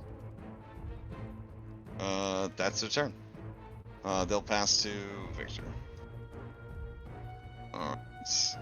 Victor says, Irenia, you can't stand next to that person. The person makes everyone sad. We've talked about this. Alright. He's going to shoot a firebolt, because he don't know when the next long rest is coming. Oh, that's a good firebolt. It bursts into flames. Alright.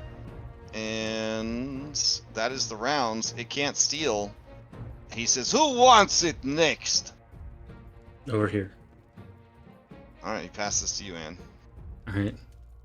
And it's gonna go ahead and get into flanking position. Mm-mm.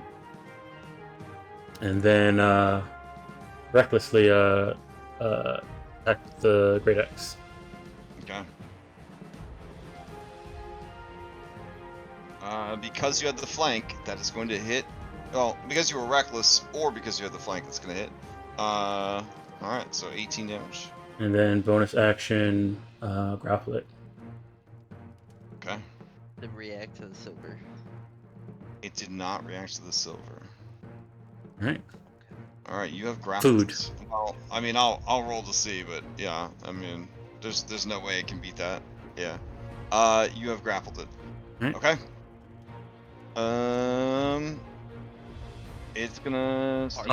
Wait, with my movement. Purple, yeah. Wait, with my movement, I'm gonna move it over here. Ooh, okay. Nice. And then Purple will come over to here Nice, nice. with his flank. He's gonna go ahead and club it. I have bad news for Victor, but that's between me and Victor, I guess. Oh no.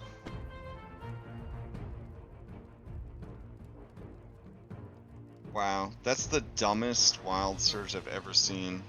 Oh, But did his nose grow really Oh yeah, the wild surge because he cast the spell.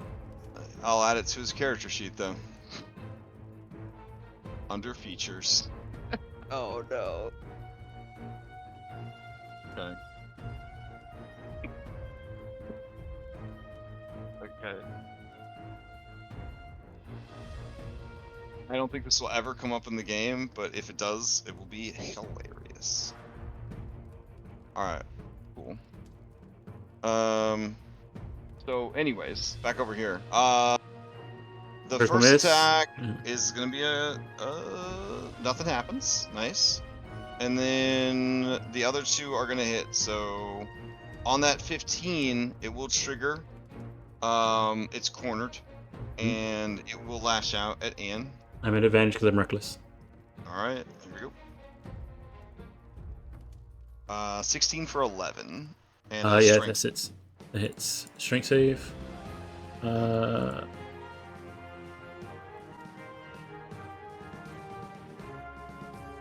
Because of the wording on this, it can pull Tarask down because it says if the target is a creature. Yep. So 10. Is that a fail? Yeah, it's a DC 13 actually. All right. The monk's wolf jaws of Pathfinder. Yeah. Now we know where they got the inspiration. All right. How much damage was it? Because you rolled hidden. Oh, I did. I'm sorry. Because I was generating the dumbest wild surge I've ever seen. It was 11. 11. All right. Dang, I'm so jealous of Will. And then Purple finishes it off by bonking it on the head. All right. Is anyone else bleeding or suffering besides Irenia emotionally? Mm-mm. Okay, we will end the combat.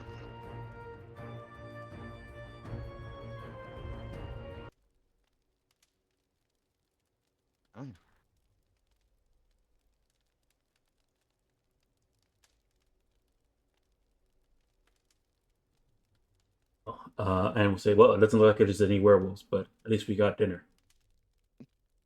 So, yeah.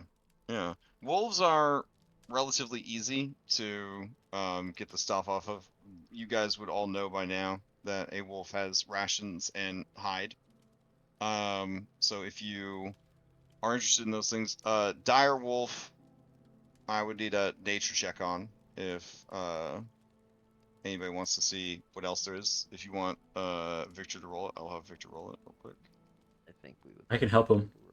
Yes. All right. Because the dire wolf is only a CR1 creature, you guys are able to figure out that their keepers, can be used to make extra pointy arrows. They deal an additional 1d4 piercing damage. Alright, so harvesting these guys should be pretty easy. It's a DC 10 for the wolves, and DC 11 for the dire wolves. And it would be survival or a hunting tool, or harvesting tools.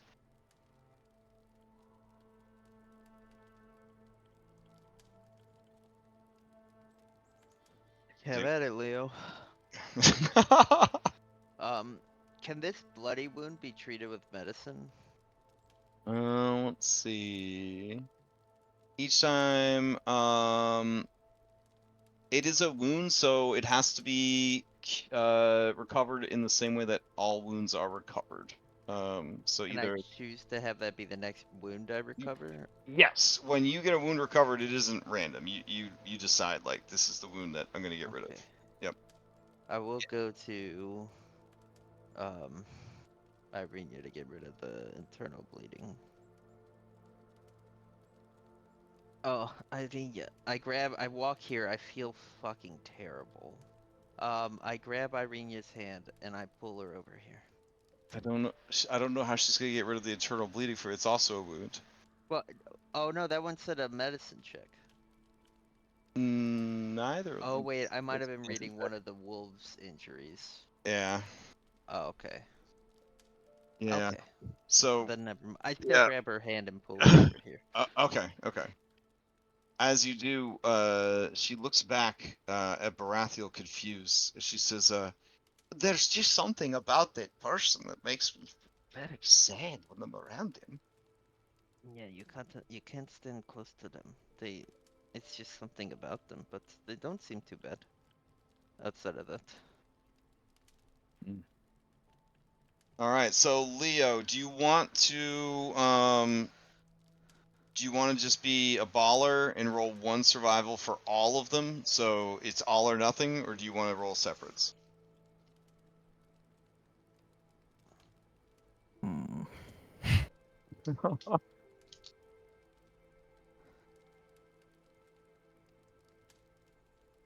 Hmm?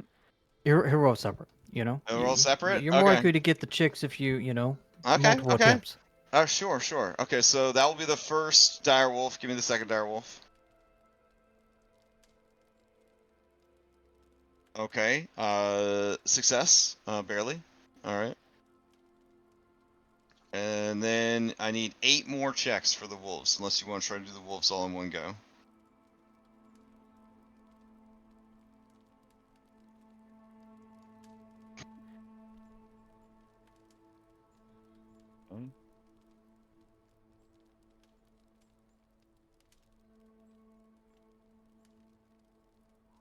I don't know. Okay, all but one. Fantastic. Okay, so for the wolves, according to these here wolf drops, give me 7d6. That is how many wolf meat rations you find. God damn. So 32 rations. All right, I'll add that. All right. And you get 7 wolf hides, which I will add. Whose sheet should I add the wolf hides to? Porting service. All right, porting. Wait, is someone gonna actually buy them? I mean, they're Might. a pretty popular commodity in town. Okay. Yeah, you know, they turn them into I'd just nice, say cool no one bought shoes. if we turn it into hide armor, no one would buy it. Well, that's So because it was all torn up and Stinky and shit. Like they could make the Oh, hides into okay. like blankets and clothes, and Okay, just, okay. like, turn it into leather to make good shit out of. Like, Yeah, and I'm about Yeah. to use some of those rations to cook us a wonderful meal. oh, so the cool thing about wolf hide is, 2 hides would allow you to make, let's see, 2 hides can make leather, or studded leather, armor. So if you needed to make your own shit. All right. So then off of the 2 dire wolves, dire wolf drops says, you get 2 dire wolf hides. So I'm assuming those are also going to the purple services. So 1 and 2. Dire wolf hide. Nice. Okay. Dire wolf hide basically is the equivalent of 2 wolf hides. For the teeth, give me 4 d8s.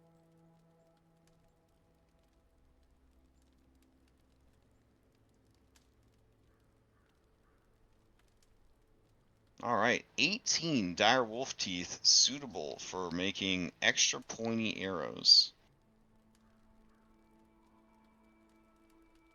Okay. These are arrows that deal an extra 1d4 piercing damage. Every little bit helps. Every little bit helps. All right, now give me 4d6, and that's how many more rations you get. And then Dom, are you adding these rations? Yeah, I'm adding rations. Yeah. All right, so add 19 more rations. All right. You guys are eating good in the neighborhood. You know, I'm tearing through these rations every time we rest. So. Yeah, makes sense.